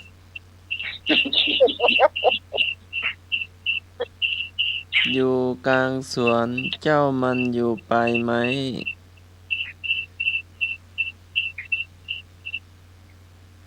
อะยั ดู ง กลางสวน อยู่กลาง เจ้าอ ส ยู่ ว ไป น ไหม เจ้ามันอยู่ไปไหม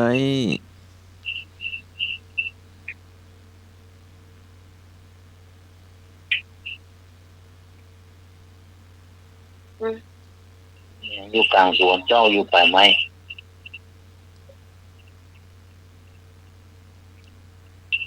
เป็นยังเป็นของใจเรามาเป็นซะ ของกิน ของกิน เนี่ยกินกับข้าว กินกับข้าว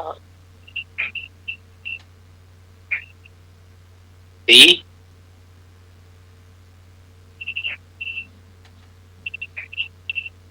ถ้ากินบ่ได้นี่น้ำตาไหลตาแดงปะลึง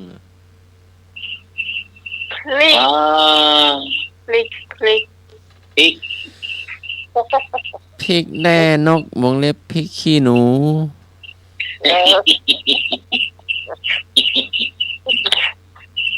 ต่ว่าเจ้าอยู่ไปไหมนี่โอ้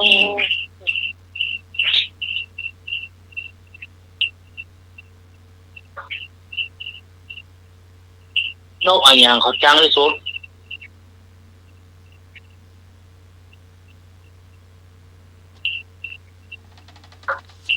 นกพิราบ นกอะไรเอ่ยเขาจังที่สุด นกพิ นก ราบ พิราบ จัง ใช่ บางที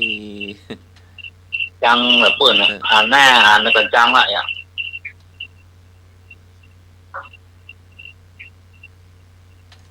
นกกระปูดนกหวีด นกปีก็ไม่ใช่อันนั้นมันเป็นจังละถ้าหัวด้วยเนอะ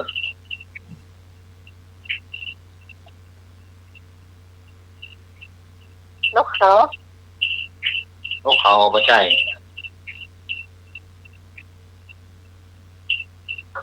นกกระแก นกกระแกก็ไม่ใช่อยากจะว่านกพิราบยอว่านกกระแก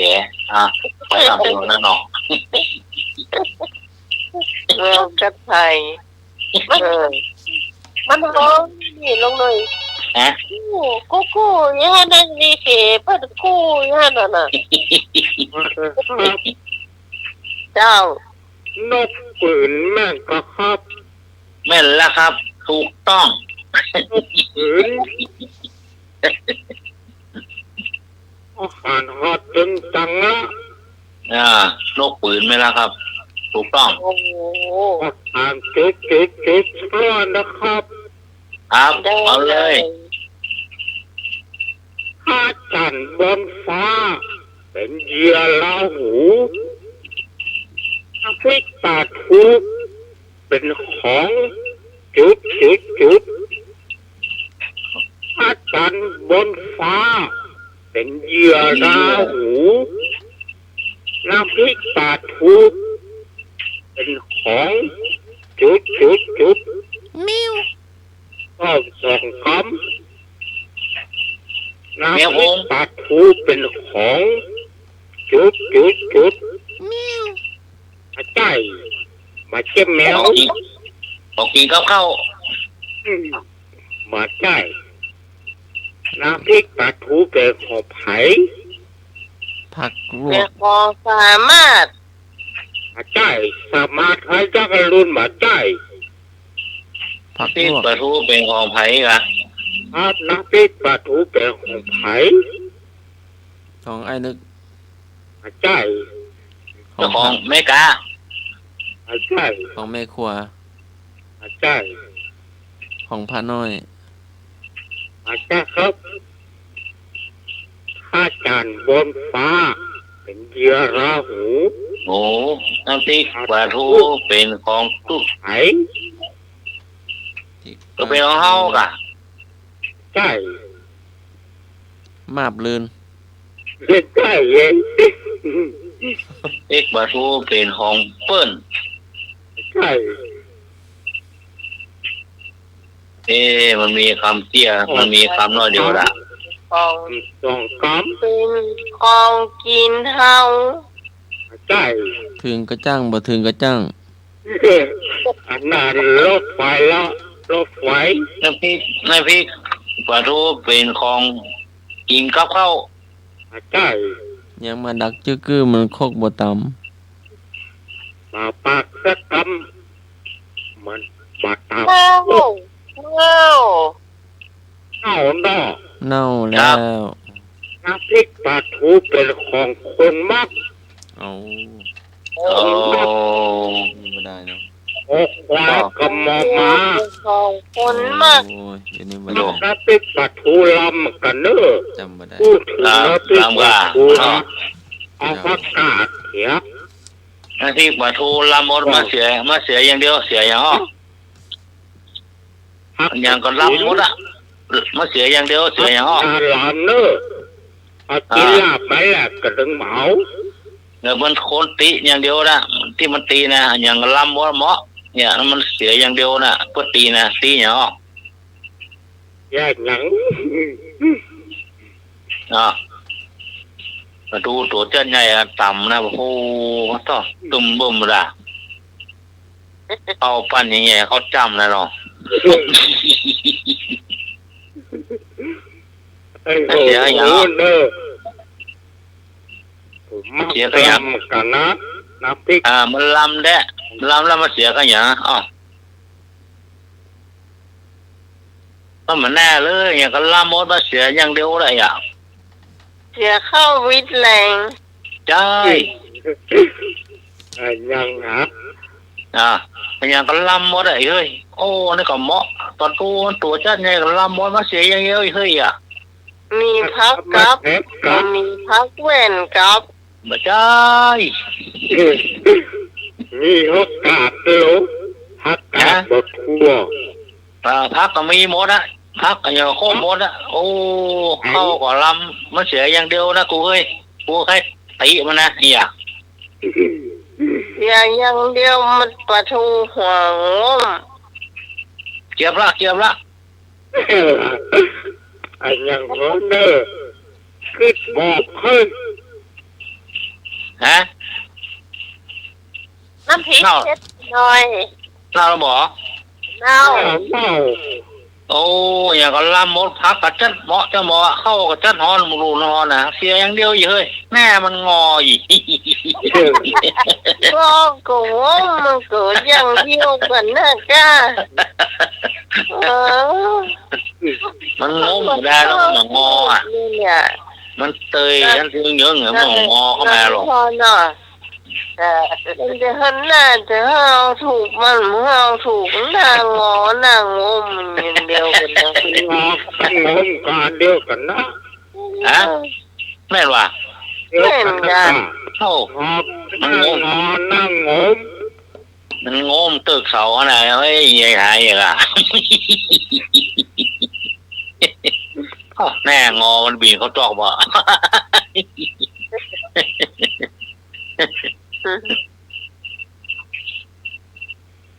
การสมัครได้ยินลุงหนีพูดนะ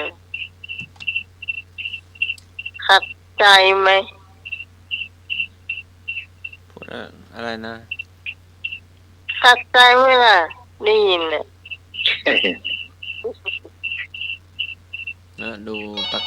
กกระตือนอยู่ไม่ได้ฟังดี รักคนหน้างอรักจุด ฮะ รักคนหน้างอจุดดีกว่ารักคนหน้างอแล้วก็จุดดีกว่า อ๋อฮักคนหน้างอดีกว่าจุดดีกว่า ไม่ใช่รักคนหน้างอจุดดีกว่า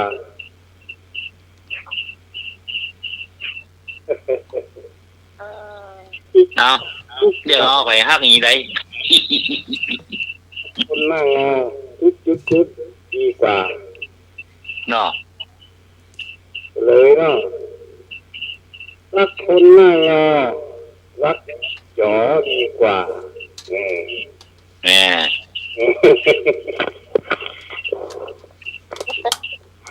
ยาวเดียวนี้ห้าซอย เอาทั้งสองได้กะเนาะ หน้างอ หน้างอกับแป๊บนี่เอาแล้วแขกมาบ้านมาจองดื่มเจ้าท่าว่าหน้างอนะ อ้าว การครับ ฮะ ขอลาก่อนเนอะวันผู้ไปกฐินวัดเจริญนะครับครับ แปลงหน้าดีๆไปหน้างอเขาว่าเด้อพูดเหมือนต้อนรับนะ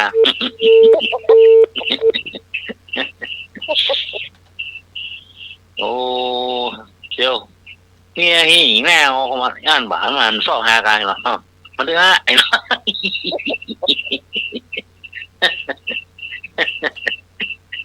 ที่ตอนว่าวันนั้นไอ้หนุ่ยเอาอย่างมาอู้ที่อัน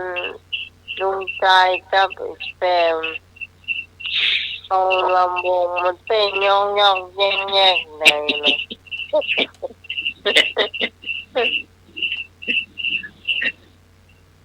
บอกเคยได้ยินแต่เราเคยได้ยินกัน เนาะ เจ้าลืมขอจากสมัครเปิดนะ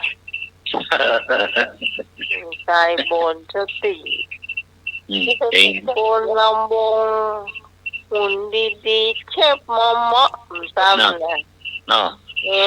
อ เต็มโลดมาแล้วปัสต้อคือนู่นเจ้าแย่งตะกัวมันเหลือ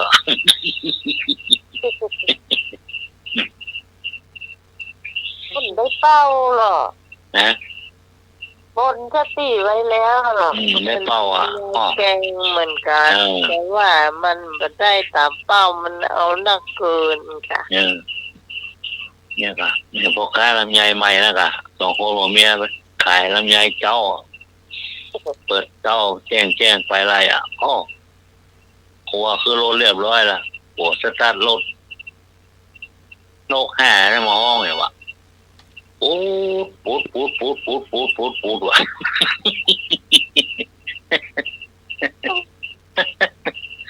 เมียนี่ยินใส่พวกมันร่างพูดแท้ไง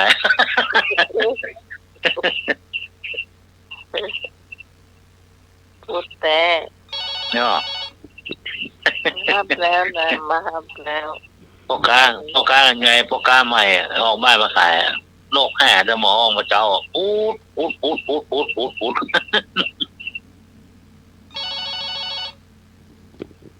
มันเป็นห้องนี่นกเนี่ยยับมาก็ห้องอ่ะ ครับ มันถึงเวลา1 ชั่วโมงมันก็ห้องนะมัน ครับผม รับแล้ว รับแล้ว รับแล้ว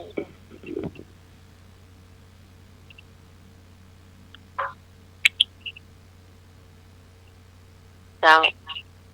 ก็ใกล้เวลาหมดเนาะ อย่าหมดละ สำหรับวันนี้ทีมงานธรรมะใครเครียดของเราขอบคุณพระอาจารย์พระครูสมโมวิศวัตวรกิจโต